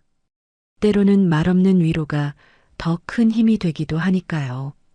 새벽 2시, 민우는 회장실에서 발견한 메모를 다시 살펴봤습니다. 숫자와 약칭이 무엇을 의미하는지 알 수 없었죠. 하지만 분명 중요한 단서일 것입니다. 혹시 6년 전 아이의 죽음과 관련이 있는 걸까요? 아니면 전혀 다른 의미일까요? 민우는 고민에 빠졌습니다. 다음 날 아침 비서실장이 급히 찾아왔습니다. 전무님, 회장님께서 급히 찾으십니다. 혼자 오라고 하셨습니다. 민우는 서둘러 병원으로 향했습니다. 무언가 중요한 일이 일어날 것 같은 예감이 들었죠. 중환자실에 들어서자 회장이 힘겹게 손짓을 했습니다. 민우가 가까이 다가가자 회장이 떨리는 목소리로 말했습니다. 민우야, 할 말이 있다. 하지만 그때 갑자기 의료기기에서 경보음이 울렸습니다. 의료진이 급히 들어왔고 민우는 밖으로 나가야 했죠. 복도에서 기다리는 동안 민우는 불안했습니다. 아버지가 무슨 말을 하려 했을까요? 그리고 그것이 소희와 관련이 있는 걸까요? 1시간 후 의사가 나왔습니다. 다시 안정되었습니다. 하지만 시간이 많지 않습니다. 민우는 창밖을 바라봤습니다. 구름이 잔뜩 낀 하늘이 마치 자신의 마음 같았죠. 무언가 큰 진실이 곧 밝혀질 것 같은 불안과 기대가 뒤섞여 있었습니다. 그날 저녁 민우는 집으로 돌아와 소희를 안아주었습니다. 아이는 아무 말 없이 민우의 품에 기댔죠. 이 작은 온기가 민우에게는 큰 위안이 되었습니다. 다음 날 새벽 병원에서 다시 연락이 왔습니다. 회장님께서 의식이 명료하실 때 전무님을 보고 싶어 하십니다. 민우는 예감했습니다. 아버지가 마지막으로 무언가 고백하려 한다는 것을, 그리고 그것이 6년 전 그날 밤의 진실일지도 모른다는 것을. 병원으로 향하는 길, 민우의 손은 떨리고 있었습니다. 곧 모든 것이 밝혀질 것 같았죠. 하지만 그 진실이 무엇이든 받아들일 준비가 되어 있었습니다. 전무님, 회장님께서 급히 찾으십니다. 비서실장의 얼굴이 창백했습니다. 민우는 서둘러 중환자실로 향했죠. 의사가 귓속말로 상황을 설명했습니다. 시간이 얼마 남지 않으셨습니다.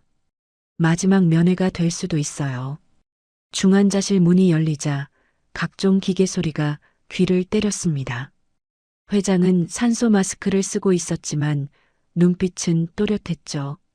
힘겹게 손짓을 하며 민우를 불렀습니다. 모두 나가게 해라. 회장의 목소리는 쉬어 있었지만 단호했습니다. 의료진과 비서들이 모두 물러났죠. 방 안에는 민우와 회장, 단둘만 남았습니다. 민우야, 할 말이 있다. 회장이 산소 마스크를 잠시 벗었습니다.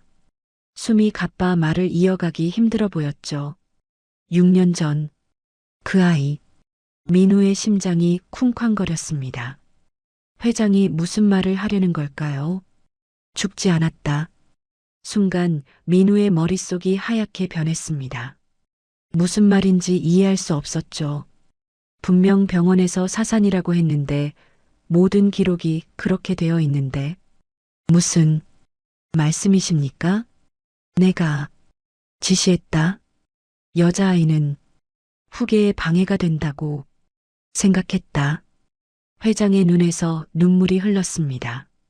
평생 눈물을 보인 적 없던 아버지였죠. 하지만 죽이라고 한 건 아니었다. 그저 멀리 보내라고만. 민우의 다리에 힘이 풀렸습니다. 의자를 잡고 겨우 버텼죠. 6년 동안 죽은 줄 알았던 아이가 살아있다니. 그리고 그 모든 게 아버지의 짓이었다니. 어디에, 어디에 있습니까? 민우의 목소리가 떨렸습니다. 회장은 떨리는 손으로 침대 옆 서랍을 가리켰죠. 민우가 열어보니 작은 메모가 있었습니다. 숫자와 약어가 적혀 있었죠. 보육원, 코드다. 하지만 거기도 오래 있지 못했을 거다. 회장이 기침을 했습니다. 피가 섞여 나왔죠. 세아가 찾아갔다. 몰래 데려갔을 거야. 민우는 충격에 말을 잇지 못했습니다. 세아가 아이를 찾았다고요. 그럼 지금까지 혼자 키운 걸까요? 왜 이제야 말씀하십니까? 무서웠다. 내가 날 미워할까봐. 회사가 무너질까봐. 회장의 숨소리가 거칠어졌습니다. 의료기기에서 경보음이 울리기 시작했죠. 용서해라. 민우야. 그 말을 마지막으로 회장의 눈이 감겼습니다. 심전도가 일직선으로 변했죠. 의료진이 급히 들어왔지만 이미 늦었습니다. 사망 시각 오전 4시 43분. 민우는 아버지의 차가워진 손을 잡고 오열했습니다. 분노와 슬픔, 충격이 뒤섞여 가슴을 찢어 놓았죠. 6년 동안 속았다는 배신감과 아버지를 잃은 상실감이 동시에 밀려왔습니다. 비서실장이 조심스럽게 다가왔습니다. 장례 준비를 하겠습니다. 잠시만, 혼자 있게 해주세요. 민우는 아버지의 얼굴을 오래 바라봤습니다. 평소의 엄격함은 사라지고 그저 나이든 아버지의 얼굴만 남아 있었죠. 손에 쥔 메모를 펼쳐봤습니다. 보육원 코드와 날짜가 적혀 있었죠. 6년 전 여름 아이가 그곳에 있었다는 증거였습니다. 민우는 떨리는 손으로 휴대폰을 꺼냈습니다. 그리고 깨달았죠. 지금 자신이 보호하고 있는 소희. 그 아이가 혹시 소희. 민우는 급히 병원을 나섰습니다. 집으로 가는 내내 손이 떨렸죠. 신호등이 빨간불일 때마다 초조하게 발을 구르며 기다렸습니다. 집에 도착하자 소희가 거실에서 그림을 그리고 있었습니다. 평화로운 모습이었죠. 민우는 아이를 바라보며 가슴이 뛰었습니다. 초승달 목걸이가 아이의 목에서 반짝였습니다. 세아에게 준 바로 그 목걸이. 아몬드 알레르기, 피아노 멜로디, 모든 게 우연이 아니었던 것입니다. 소희야. 민우가 부르자 아이가 고개를 들었습니다. 그 순간 민우는 확신했죠. 아이의 눈빛, 미소, 모든 게 세아를 닮아 있었습니다. 그리고 자신의 어린 시절 사진과도 닮아 있었죠. 선생님, 왜 그래요?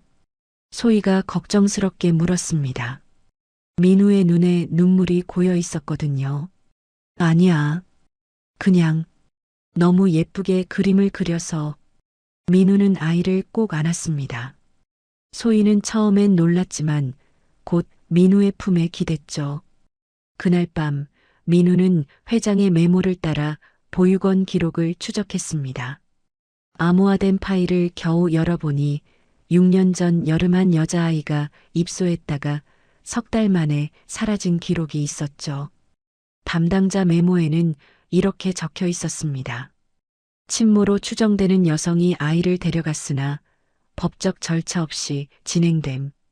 상부 지시로 문제 삼지 않기로 함. 세아가 아이를 찾아낸 것이 맞았습니다. 그리고 6년 동안 혼자 키웠던 것이죠. 추적을 피해 숨어서 폐가를 전전하며. 민우는 DNA 검사 결과를 기다리기로 했습니다.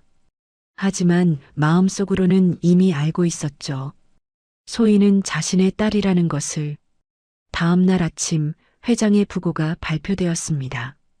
재계와 정계 인사들이 조문을 왔지만 민우의 관심은 오직 소희에게만 있었죠. 장례식장에서 민우는 소희의 손을 꼭 잡고 있었습니다. 아이는 검은 옷이 불편한지 자꾸 옷깃을 만지작거렸죠. 선생님, 저 할아버지 누구예요? 응, 선생님의 아버지야. 그럼 선생님도 슬퍼요? 민우는 고개를 끄덕였습니다. 복잡한 감정이었지만 슬픔은 분명했죠. 3일장이 끝나고 민우는 회장실을 정리했습니다. 그곳에서 또 하나의 문서를 발견했죠. 6년 전 병원과 보육원에 거액을 송금한 기록이었습니다. 모든 퍼즐이 맞춰지고 있었습니다. 회장이 아이를 사산으로 위장하고 보육원으로 보냈던 것. 그리고 세아가 그 사실을 알아내고 아이를 되찾았던 것. 민우는 이제 무엇을 해야 할지 알았습니다. 세아를 찾아야 했죠. 그리고 진짜 가족이 되어야 했습니다. 6년의 시간을 되돌릴 수는 없지만 앞으로의 시간은 함께 할 수 있으니까요. 민우는 회장이 남긴 메모를 다시 펼쳤습니다. 숫자와 약어가 빼곡히 적혀 있었죠. 노트북을 켜고 하나씩 대입해보기 시작했습니다. 병원 코드, 지역 번호, 좌표까지 모든 가능성을 확인했죠. 37도, 27분. 민우가 숫자를 좌표로 변환하자 지도에 한 지점이 표시되었습니다. 6년 전 세아가 출산했던 한산 부인과와 불과 500m 떨어진 곳이었죠. 그곳엔 작은 산후조리원이 있었습니다. 아침이 되자마자 민우는 그 산후조리원으로 향했습니다. 건물은 이미 폐업한 상태였지만 간판은 그대로 남아 있었죠. 민우는 건물 관리인을 찾아 6년 전 기록을 물었습니다. 그때 갑자기 문을 닫았어요. 이상한 일이 있었다고 하던데. 관리인의 말에 민우는 귀를 기울였습니다. 6년 전 여름 정전 사고가 있던 날 밤에 무언가 일이 있었다는 것이었죠. 민우는 다시 병원으로 돌아왔습니다. 6년 전 야간 근무자 명단을 확보한 후 한 명씩 추적하기 시작했죠. 2명은 다른 병원으로 이직했고 1명은 연락이 두절된 상태였습니다. 박수진 간호사, 왜 갑자기 사라진 걸까? 민우는 사설 탐정을 고용해 박수진을 찾기로 했습니다. 며칠 후 탐정이 연락을 해왔죠. 경기도 외곽 작은 마을에서 일용직으로 일하고 있습니다. 민우는 즉시 그곳으로 향했습니다. 작은 식당에서 일하는 박수진을 발견했죠. 그녀는 민우를 보자 얼굴이 창백해졌습니다. 저를 아시나요? 네. 그날 밤 분만실에 계셨던. 박수진은 주변을 살피며 목소리를 낮췄습니다.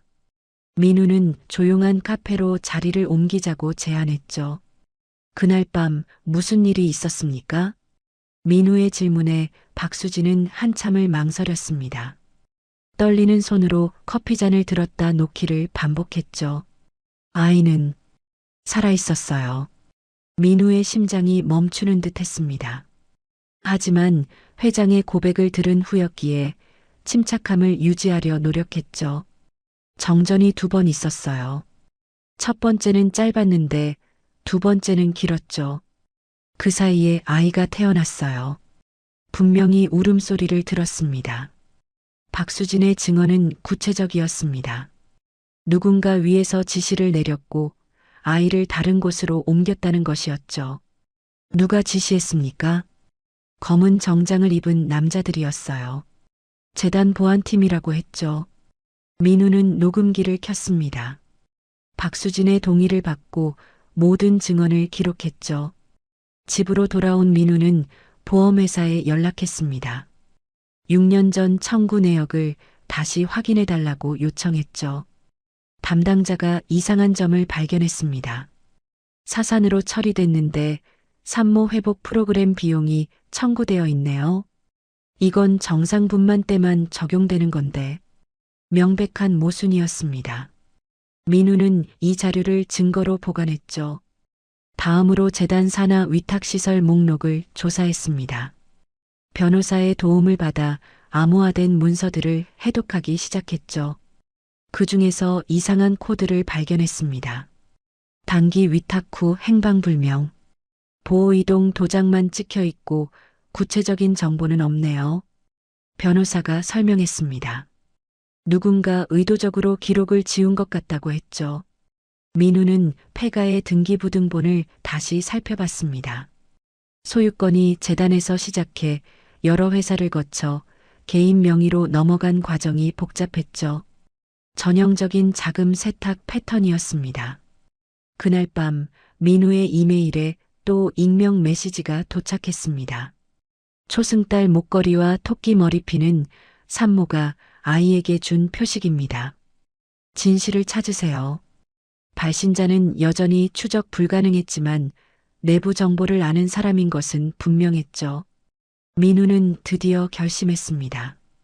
DNA 검사를 신청하기로 한 것이죠. 아동보호 전문기관과 상의해 아이에게 상처를 주지 않는 방법으로 진행하기로 했습니다. 소희야, 병원에 가서 간단한 검사를 할 거야.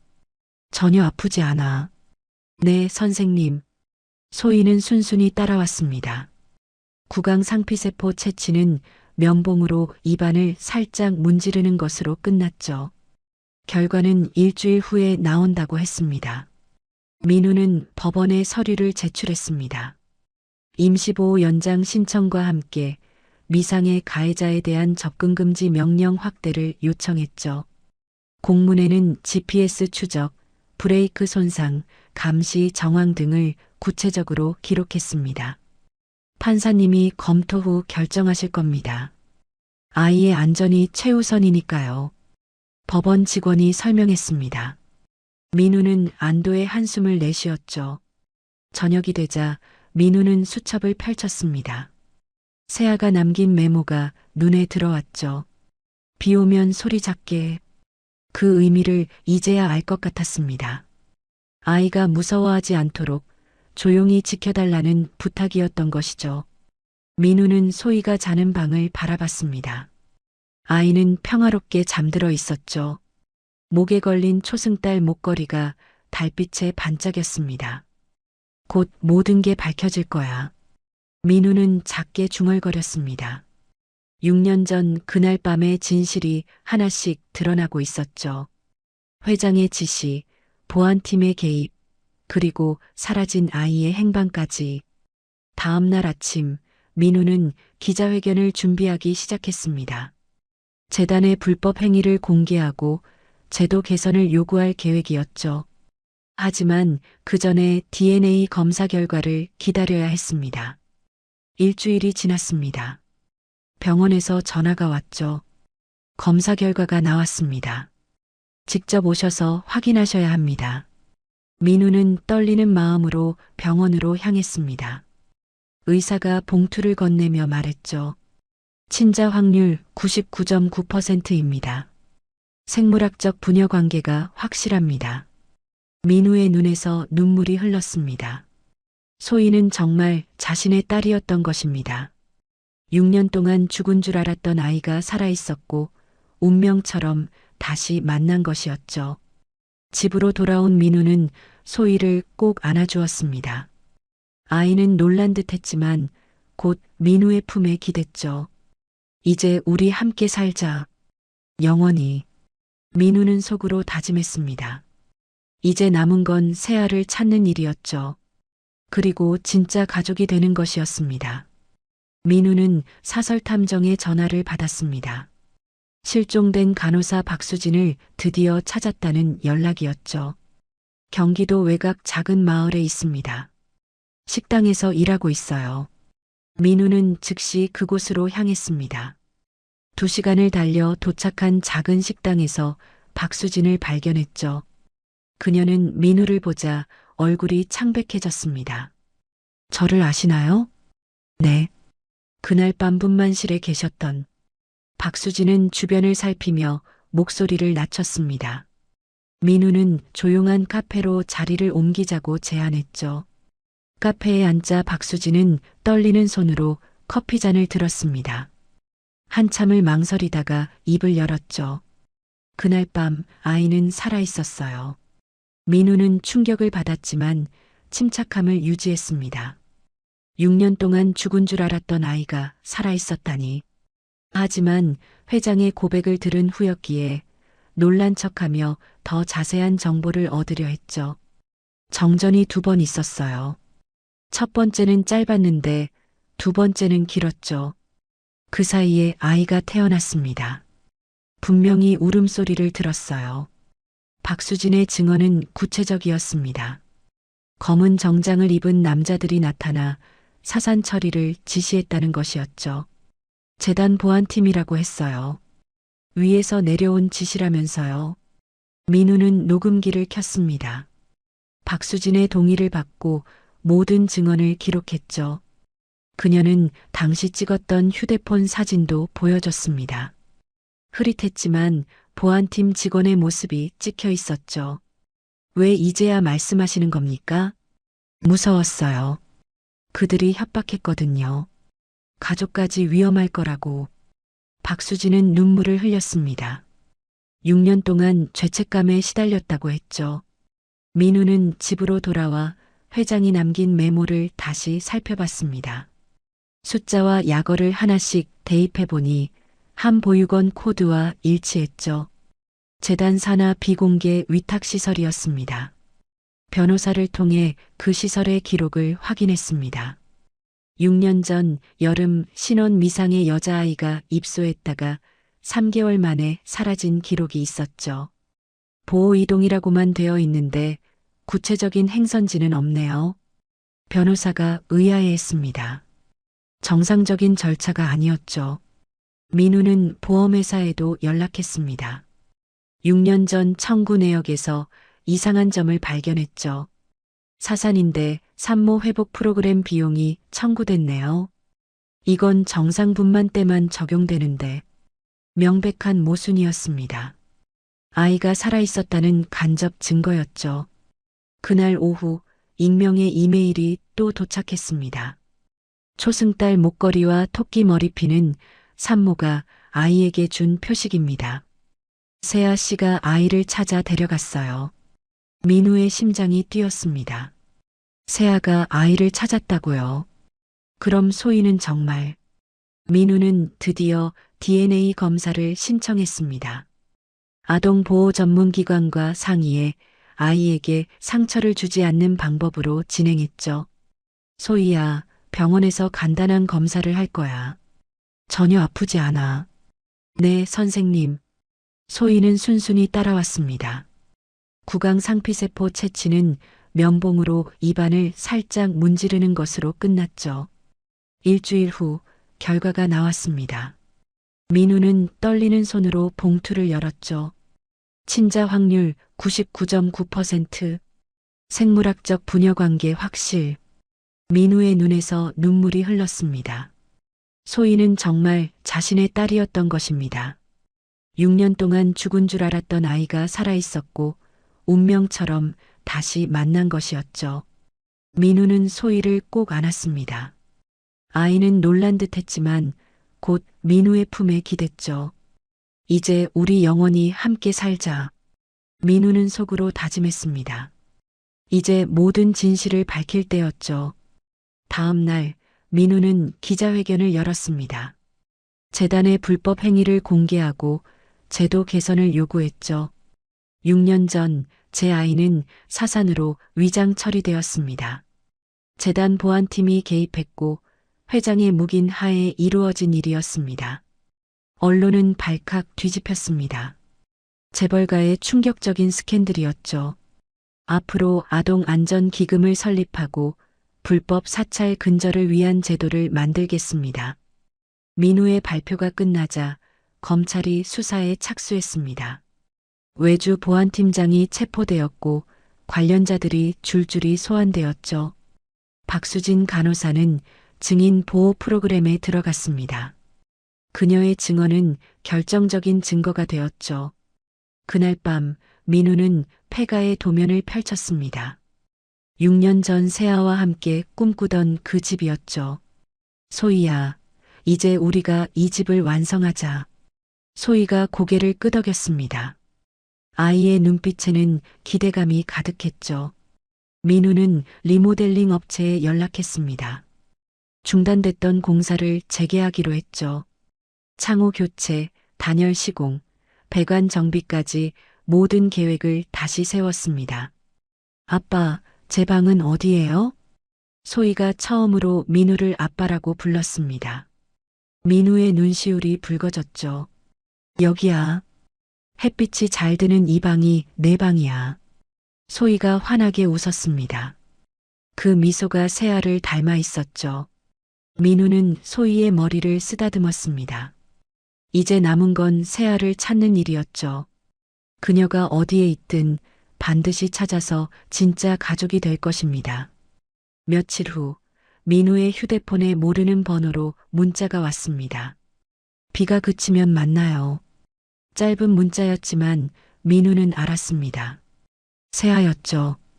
그녀도 모든 걸 지켜보고 있었던 것입니다. 민우는 창밖을 바라봤습니다. 구름이 걷히고 있었죠. 곧 비가 그칠 것 같았습니다. 소희야, 엄마 곧 올 거야. 소희가 놀란 눈으로 민우를 바라봤습니다. 정말요? 엄마가 정말 와요? 응, 곧 만날 수 있을 거야. 소희가 초승달 목걸이를 만지며 미소 지었습니다. 민우도 함께 웃었죠. 6년의 기다림이 끝나가고 있었습니다. 그날 밤 민우는 처음으로 편안하게 잠들었습니다. 약도 필요 없었고 악몽도 없었죠. 소희가 옆방에서 평화롭게 자고 있다는 사실만으로도 충분했습니다. 새벽 빗소리가 들렸습니다. 하지만 이번엔 두렵지 않았죠. 오히려 반가웠습니다. 비가 그치면 모든 게 새롭게 시작될 테니까요. 민우는 소희와 함께 폐가 앞에 서 있었습니다. 철거 예정 딱지는 이미 떼어냈고 리모델링 허가증이 새로 붙어 있었죠. 소희가 작은 손으로 대문을 밀었습니다. 아빠, 우리 집이 될 거예요? 민우는 고개를 끄덕였습니다. 소희가 처음으로 자신을 아빠라고 부른 지 일주일이 지났지만 여전히 가슴이 뭉클했죠. 시공업체 직원들이 도착했습니다. 민우는 도면을 펼쳐 보이며 구체적인 지시를 했죠. 노후 창호는 전부 교체하고 단열재는 20cm 두께로 시공해 주세요. 배관도 전면 교체입니다. 공사 감독이 견적서를 다시 확인했습니다. 도시가스 연결, 전기 배선 정비, 지붕 방수까지 포함해 3개월이 걸릴 예정이었죠. 소희는 자신의 방이 될 곳으로 뛰어갔습니다. 햇빛이 잘 드는 남향방이었죠. 민우가 벽에 초승달 모양 벽등을 설치할 위치를 표시했습니다. 여기에 예쁜 달 모양 불을 달 거야. 진짜요? 밤에도 무섭지 않겠네요. 소희의 얼굴에 미소가 번졌습니다. 민우는 아이의 머리를 쓰다듬었죠. 점심시간 민우와 소희는 근처 식당에서 밥을 먹었습니다. 소희가 계란찜을 피하는 걸 보고 민우는 다시 한번 확인했죠. 계란 알레르기 있지? 네. 아빠도 그렇잖아요. 민우는 미소 지었습니다. 같은 알레르기를 가진 것이 이제는 특별한 연결고리처럼 느껴졌죠. 오후에는 가구점을 방문했습니다. 소희가 침대를 고르는 동안 민우는 안전 기준을 꼼꼼히 확인했죠. 모서리 보호대가 있는지, 유해 물질은 없는지 하나하나 체크했습니다. 이 침대가 좋아요. 토끼 그림이 있어요. 소희가 가리킨 침대를 보니 머리판에 토끼가 그려져 있었습니다. 민우는 소희가 아끼는 낡은 토끼 머리핀을 떠올렸죠. 좋아. 이걸로 하자. 집으로 돌아온 후 민우는 의사와 통화했습니다. 수면제를 줄이는 과정에 대한 상담이었죠. 운동과 규칙적인 생활로 대체하세요. 조깅이나 산책이 도움이 됩니다. 민우는 의사의 조언을 따르기로 했습니다. 소희와 함께하는 생활이 이미 큰 도움이 되고 있었으니까요. 저녁 식사를 준비하던 민우는 큰 실수를 했습니다. 소금과 설탕을 바꿔 넣은 것이었죠. 소희가 한 숟가락 먹더니 얼굴을 찌푸렸습니다. 아빠, 이거 이상해요. 민우가 맛을 보니 정말 끔찍했습니다. 둘은 서로를 보며 웃음을 터뜨렸죠. 피자 시킬까? 네. 소희가 환하게 웃었습니다. 민우도 함께 웃었죠. 실패도 함께라면 즐거운 추억이 될 수 있었습니다. 다음 날 소희는 유치원에 갔습니다. 민우는 선생님과 상담 시간을 가졌죠. 소희가 많이 밝아졌어요. 친구들과도 잘 어울립니다. 안도의 한숨이 나왔습니다. 민우는 연락장에 감사 인사를 적었죠. 오후에는 심리 상담사가 집을 방문했습니다. 소희의 트라우마 치료를 위한 놀이치료였죠. 낮은 남성 목소리에 대한 공포가 많이 줄었어요. 아빠 목소리는 안전하다고 인식하기 시작했습니다. 상담사의 말에 민우는 감격했습니다. 매일 부드러운 톤으로 말하려 노력한 보람이 있었죠. 저녁 소희가 종이에 그림을 그렸습니다. 우리 집 약속 지도라고 제목을 적었죠. 현관에서 신발 벗기, 손 씻기, 인사하기 같은 규칙들이 귀엽게 그려져 있었습니다. 이거 현관에 붙여도 돼요? 당연하지. 정말 잘 그렸네. 민우는 테이프로 그림을 현관에 붙였습니다. 소희가 뿌듯한 표정으로 바라봤죠. 주말 둘은 마트에 장을 보러 갔습니다. 잠시 과자 코너를 보던 사이 소희가 보이지 않았습니다. 민우의 심장이 쿵 내려앉았죠. 소희야, 소희야. 민우는 급히 매장을 뛰어다녔습니다. 다행히 장난감 코너에서 소희를 발견했죠. 민우는 아이를 꼭 안았습니다. 다시는 혼자 가지 마. 무서웠어. 미안해요, 아빠. 민우는 안도의 눈물을 흘렸습니다. 그리고 웃으며 약속했죠. 앞으로는 꼭 손잡고 다니자. 그날 밤 민우는 소희의 초승달 목걸이 줄을 교체했습니다. 낡아서 끊어질 것 같았거든요. 이제 끊어지지 않을 거야. 영원히 내 것이야. 소희가 목걸이를 만지며 미소 지었습니다. 민우도 함께 웃었죠. 다음 날 공사 현장을 확인하러 간 민우는 놀랐습니다. 벽면에 작은 벽돌이 하나 빠져 있었는데 그 안에 종이가 들어 있었거든요. 새하의 글씨였습니다. 언젠가 이 집이 완성되면 우리 셋이 함께 살 거예요. 민우의 눈시울이 붉어졌습니다. 새하도 이 집을 포기하지 않았던 것이죠. 그는 종이를 다시 벽돌 틈에 넣고 그 위에 새 벽돌을 쌓았습니다. 저녁 소희가 물었습니다. 아빠, 엄마는 언제 와요? 민우는 창밖을 바라봤습니다. 하늘에 구름이 몰려오고 있었죠. 곧 올 거야. 비가 그치면. 소희가 고개를 끄덕였습니다. 둘은 나란히 앉아 창밖을 바라봤죠. 평화로운 저녁이었습니다. 3개월 후 드디어 리모델링이 완료되었습니다. 준공검사를 통과하고 등기 이전도 마쳤죠. 민우와 소희는 새 집으로 이사했습니다. 첫날 밤 소희가 자신의 방에서 잠들었습니다. 초승달 벽등이 은은하게 빛나고 있었죠. 민우는 아이를 보며 생각했습니다. 이제 정말 아빠가 되었구나. 다음 날 아침 민우는 일찍 일어나 조깅을 했습니다. 의사의 조언대로 운동으로 하루를 시작한 것이죠. 돌아오니 소희가 현관에서 기다리고 있었습니다. 아빠, 아침 먹어요. 그래, 같이 먹자. 둘은 식탁에 마주 앉았습니다. 평범하지만 특별한 아침이었죠. 민우는 행복했습니다. 비록 아직 새아가 없지만 소희와 함께하는 이 순간이 소중했으니까요. 민우는 구청에서 준공검사 완료 통지서를 받았습니다. 3개월간의 리모델링이 드디어 끝난 것이었죠. 중도금 정산도 마치고 등기 이전 서류도 모두 준비했습니다. 아빠, 이제 진짜 우리 집이에요? 소희가 눈을 반짝이며 물었습니다. 민우는 고개를 끄덕이며 아이의 머리를 쓰다듬었죠. 그래, 이제 완전히 우리 집이야. 점심 무렵 민우의 휴대폰에 검찰청에서 연락이 왔습니다. 외주 보안팀장이 체포되었다는 소식이었죠. 하지만 윗선 진술은 거부하고 있습니다. 자신은 지시받은 적 없다고 주장하네요. 민우는 한숨을 내쉬었습니다. 회장이 이미 세상을 떠난 지금 진실을 밝히기는 더욱 어려워졌죠.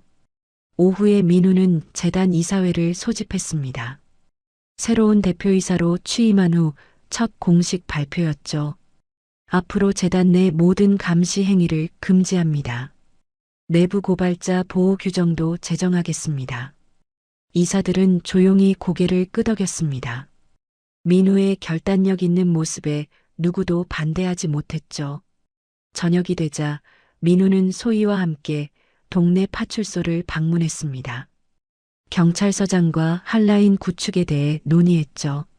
순찰 시간을 공유하고 비상시 즉시 연락할 수 있는 체계를 만들겠습니다. 서장이 약속했습니다. 민우는 안도의 한숨을 내쉬었죠. 이제 소희와 함께 안전하게 살 수 있을 것 같았습니다.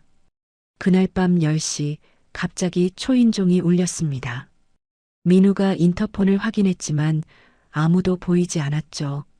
조심스럽게 문을 열어보니 문고리에 흰 손수건이 걸려 있었습니다. 빗방울에 젖어 있었죠. 이상해. 비도 안 오는데. 민우가 중얼거렸습니다. 하늘을 올려다보니 구름 한 점 없이 맑았죠. 현관 CCTV를 확인해 보니 한 프레임에만 모자를 깊게 눌러 쓴 여성의 실루엣이 찍혀 있었습니다. 얼굴은 전혀 보이지 않았죠. 마치 유령처럼 나타났다가 사라진 것 같았습니다. 소희가 거실로 나와 손수건을 보더니 갑자기 달려들었습니다. 이거 엄마 냄새 같아요. 아이가 손수건을 코에 대고 깊게 숨을 들이마셨습니다. 민우의 가슴이 쿵 내려앉았죠. 정말 새아일까요? 민우는 말없이 부엌으로 가서 식탁 서랍을 열었습니다. 그릇 3개를 꺼내 식탁 위에 놓았죠. 잠시 바라보다가 다시 하나씩 서랍에 넣었습니다.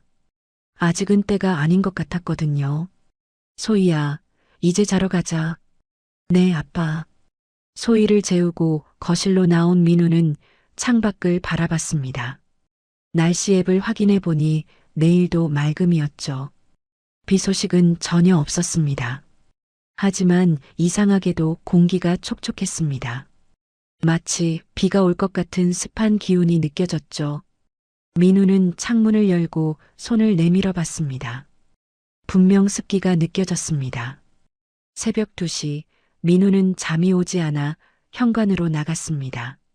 고무 패킹이 낡아 보여서 새 것으로 교체하기로 했죠. 공구함을 꺼내 조심스럽게 작업을 시작했습니다. 이제 이 집은 언제나 조용히 안전할 거야. 민우가 혼잣말을 했습니다. 새 고무 패킹을 끼우니 문이 더욱 단단하게 닫혔죠. 바람 한 점 들어올 틈이 없었습니다. 다음 날 아침 민우는 일찍 일어나 조깅을 했습니다. 공원을 한 바퀴 돌고 돌아오니 소희가 현관에서 기다리고 있었죠. 아빠, 오늘 유치원에서 발표회 있어요. 그래. 뭘 발표하는데? 우리 가족 이야기요. 아빠랑 저랑 우리 집 이야기 할 거예요. 민우는 미소를 지었습니다. 이제 소희에게도 말할 수 있는 가족이 생긴 것이죠. 오전에 민우는 회사로 출근했습니다. 비서가 보고서를 가져왔죠. 재단 내부 감시 시스템이 모두 철거되었습니다. 새로운 보안 규정도 시행 중입니다. 수고했어요. 민우는 만족스럽게 고개를 끄덕였습니다. 이제 더 이상 누구도 감시당하지 않을 것입니다. 점심시간 민우는 소희의 발표회를 보러 유치원에 갔습니다. 아이는 당당하게 무대에 서서 말했죠. 저는 아빠랑 둘이 살아요. 우리 집은 아빠가 직접 고친 집이에요. 제 방에는 달린 불이 있어요. 다른 아이들이 박수를 쳤습니다. 민우의 눈시울이 붉어졌죠. 소희가 이렇게 밝게 자라준 것이 감사했습니다. 오후에 민우는 변호사 사무실을 방문했습니다. 출생정정 신청이 받아들여졌다는 소식을 들었죠. 이제 법적으로도 소희 양은 전무님의 딸입니다. 모든 서류가 정리되었어요. 민우는 서류를 받아들고 깊은 한숨을 내쉬었습니다. 6년의 거짓이 드디어 바로잡힌 것이었죠. 저녁, 민우와 소희는 집에서 저녁을 먹었습니다. 오늘은 실수 없이 요리를 완성했죠. 소희가 맛있게 먹는 모습을 보며 민우는 뿌듯했습니다. 아빠, 엄마는 정말 올까요? 소희가 갑자기 물었습니다. 민우는 잠시 말을 멈췄다가 대답했죠. 응, 꼭 올 거야. 조금만 더 기다리자. 소희가 고개를 끄덕였습니다. 아이도 기다릴 줄 아는 나이가 된 것 같았죠. 밤이 되자 민우는 소희를 재우고 서재로 갔습니다. 책상 위에는 세아와 찍은 사진이 놓여 있었죠. 행복했던 시절의 기록이었습니다. 창밖을 보니 여전히 맑은 하늘이었습니다. 하지만 민우는 느꼈죠. 곧 무언가 일어날 것 같은 예감을. 그때 휴대폰이 울렸습니다. 모르는 번호였죠. 민우가 전화를 받자 상대방은 아무 말 없이 숨소리만 들려주었습니다. 그리고 끊었죠. 민우는 확신했습니다. 새아였다고. 그녀도 준비하고 있는 것이라고. 하늘은 맑았습니다. 일기예보에도 비 소식은 없었죠. 민우는 평소처럼 조깅을 나갔다가 돌아왔습니다. 소희는 거실에서 그림을 그리고 있었죠. 아빠, 오늘은 뭐해요? 오늘은 집에서 쉬자. 날씨도 좋고. 민우가 창밖을 바라보는데 이상하게도 공기가 촉촉했습니다. 구름 한 점 없는 맑은 하늘인데도 습기가 느껴졌죠. 9시쯤 갑자기 안개비가 내리기 시작했습니다. 아주 가늘고 조용한 비였죠. 햇빛은 여전히 비치는데 비가 내리는 신기한 날씨였습니다. 아빠, 여우비다. 소희가 창밖을 가리키며 말했습니다. 민우도 함께 창밖을 바라봤죠. 그때였습니다. 초인종이 울렸습니다. 띵동. 민우가 인터폰을 확인했습니다. 화면에는 한 여자가 서 있었죠. 모자를 쓰지 않았습니다. 긴 머리가 안개비에 젖어 있었고 얼굴은 수척했지만 눈빛은 따뜻했습니다. 새하였습니다. 민우의 손이 떨렸습니다. 문고리를 잡았다가 놓기를 반복했죠. 6년 만에 재회였습니다. 아니, 정확히는 민우에게만 6년이었죠. 세아는 그동안 소희를 키워왔으니까요. 소희가 현관으로 달려왔습니다. 인터폰 화면을 보더니 갑자기 문을 열려고 했죠. 엄마다. 엄마예요. 민우가 망설이다가 천천히 문을 열었습니다. 문이 열리자 세아가 서 있었죠. 낡은 코트를 입고 손에는 작은 가방 하나만 들고 있었습니다. 세아의 눈에서 눈물이 흘렀습니다. 떨리는 목소리로 말했죠. 늦어서 정말 미안해요. 그 한마디에 담긴 무게가 느껴졌습니다. 6년 동안 숨어서 아이를 키운 것, 민우에게 진실을 말하지 못한 것, 소희를 폐가에 혼자 두고 온 것, 모든 미안함이 담겨 있었죠. 엄마, 소희가 세아에게 뛰어들었습니다. 세아는 무릎을 꿇고 아이를 안았죠. 우리 소희, 잘 지냈니? 엄마가 너무 늦었지? 세아의 목소리가 떨렸습니다. 아이의 머리를 쓰다듬으며 계속 사과했죠. 미안해. 정말 미안해. 엄마가 더 일찍 와야 했는데. 소희가 세아의 눈물을 닦아주었습니다. 괜찮아요, 엄마. 아빠가 잘 돌봐줬어요. 세아가 고개를 들어 민우를 바라봤습니다. 두 사람의 시선이 마주쳤죠. 6년의 시간이 그들 사이에 흘렀지만 여전히 서로를 알아볼 수 있었습니다. 민우야, 들어와요. 밖은 춥잖아요. 민우가 한 발 물러서며 길을 열어주었습니다. 세아는 소희의 손을 잡고 천천히 집 안으로 들어왔죠. 거실에 들어서자 세아가 주변을 둘러봤습니다. 벽에 걸린 소희의 그림들, 소파 위에 토끼 인형, 식탁 위에 세 개의 그릇. 민우가 준비해둔 것들이었죠. 집이 예뻐졌네요. 세아가 작게 말했습니다. 민우는 아무 말 없이 차를 준비했죠. 세 사람이 거실 소파에 앉았습니다. 어색한 침묵이 흘렀죠. 소희가 먼저 입을 열었습니다. 엄마, 이제 같이 살 거예요? 세아가 민우를 바라봤습니다. 민우도 세아를 바라봤죠. 두 사람 모두 대답하지 못했습니다. 천천히 이야기하자. 소희야, 방에 가서 놀고 있을래? 민우가 부드럽게 말했습니다. 소희는 고개를 끄덕이고 자기 방으로 갔죠. 두 사람만 남자 세아가 먼저 입을 열었습니다. 그날 병원에서 아이가 죽었다고 했을 때 믿을 수 없었어요. 분명히 울음소리를 들었거든요. 세아의 목소리가 떨렸습니다. 3개월 후에 알았어요. 보육원에 우리 아이가 있다는 걸. 익명의 제보였죠. 찾아가서 확인했더니 정말 우리 아이였어요. 민우는 조용히 들었습니다. 회장이 고백한 내용과 일치했죠. 데려와서 키웠어요. 하지만 계속 누군가 감시하고 있었죠. 그래서 숨어야 했어요. 당신한테도 말하지 못했어요. 미안해요. 세아의 눈에서 또 눈물이 흘렀습니다. 폐가에 소희를 둔 건 정말 어쩔 수 없었어요. 추적이 너무 심해서 잠시만 떨어져 있으려고 했는데. 알아요. 민우가 세아의 손을 잡았습니다. 차가운 손이었죠. 이제 다 끝났어요. 진실도 밝혀졌어요. 이제 숨지 않아도 돼요. 세아가 민우의 손을 꼭 잡았습니다. 두 사람의 온기가 전해졌죠. 정말 다시 시작할 수 있을까요? 우리가 노력하면 되죠. 소희를 위해서라도. 그때 소희가 방에서 나왔습니다. 손에 그림을 들고 있었죠. 엄마, 이거 봐요. 우리 가족 그림이에요. 그림에는 세 사람이 손을 잡고 있었습니다. 집 앞에서 환하게 웃고 있는 모습이었죠. 세아가 그림을 받아들고 미소 지었습니다. 정말 예쁘다. 우리 소희가 그렸구나. 이제 진짜 가족이 됐어요. 소희가 환하게 웃었습니다. 민우와 세아도 함께 웃었죠. 창밖의 안개비는 그쳤습니다. 구름 사이로 햇빛이 비치기 시작했죠. 거실에도 따뜻한 빛이 들어왔습니다. 민우가 일어나며 말했습니다.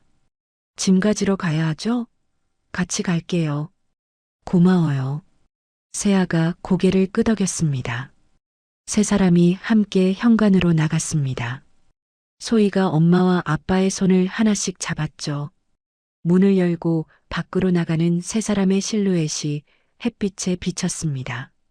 집 안에는 따뜻한 빛만 가득 남았죠. 식탁 위에는 세 개의 그릇이 나란히 놓여 있었습니다. 이제 그 그릇들이 모두 채워질 것입니다. 여러분, 권력과 체면 때문에 손주를 빼앗긴 회장의 마지막 고백이 가슴 아프지 않으셨나요? 6년이라는 시간은 되돌릴 수 없지만 진실을 말할 용기가 결국 가족을 다시 만나게 했습니다.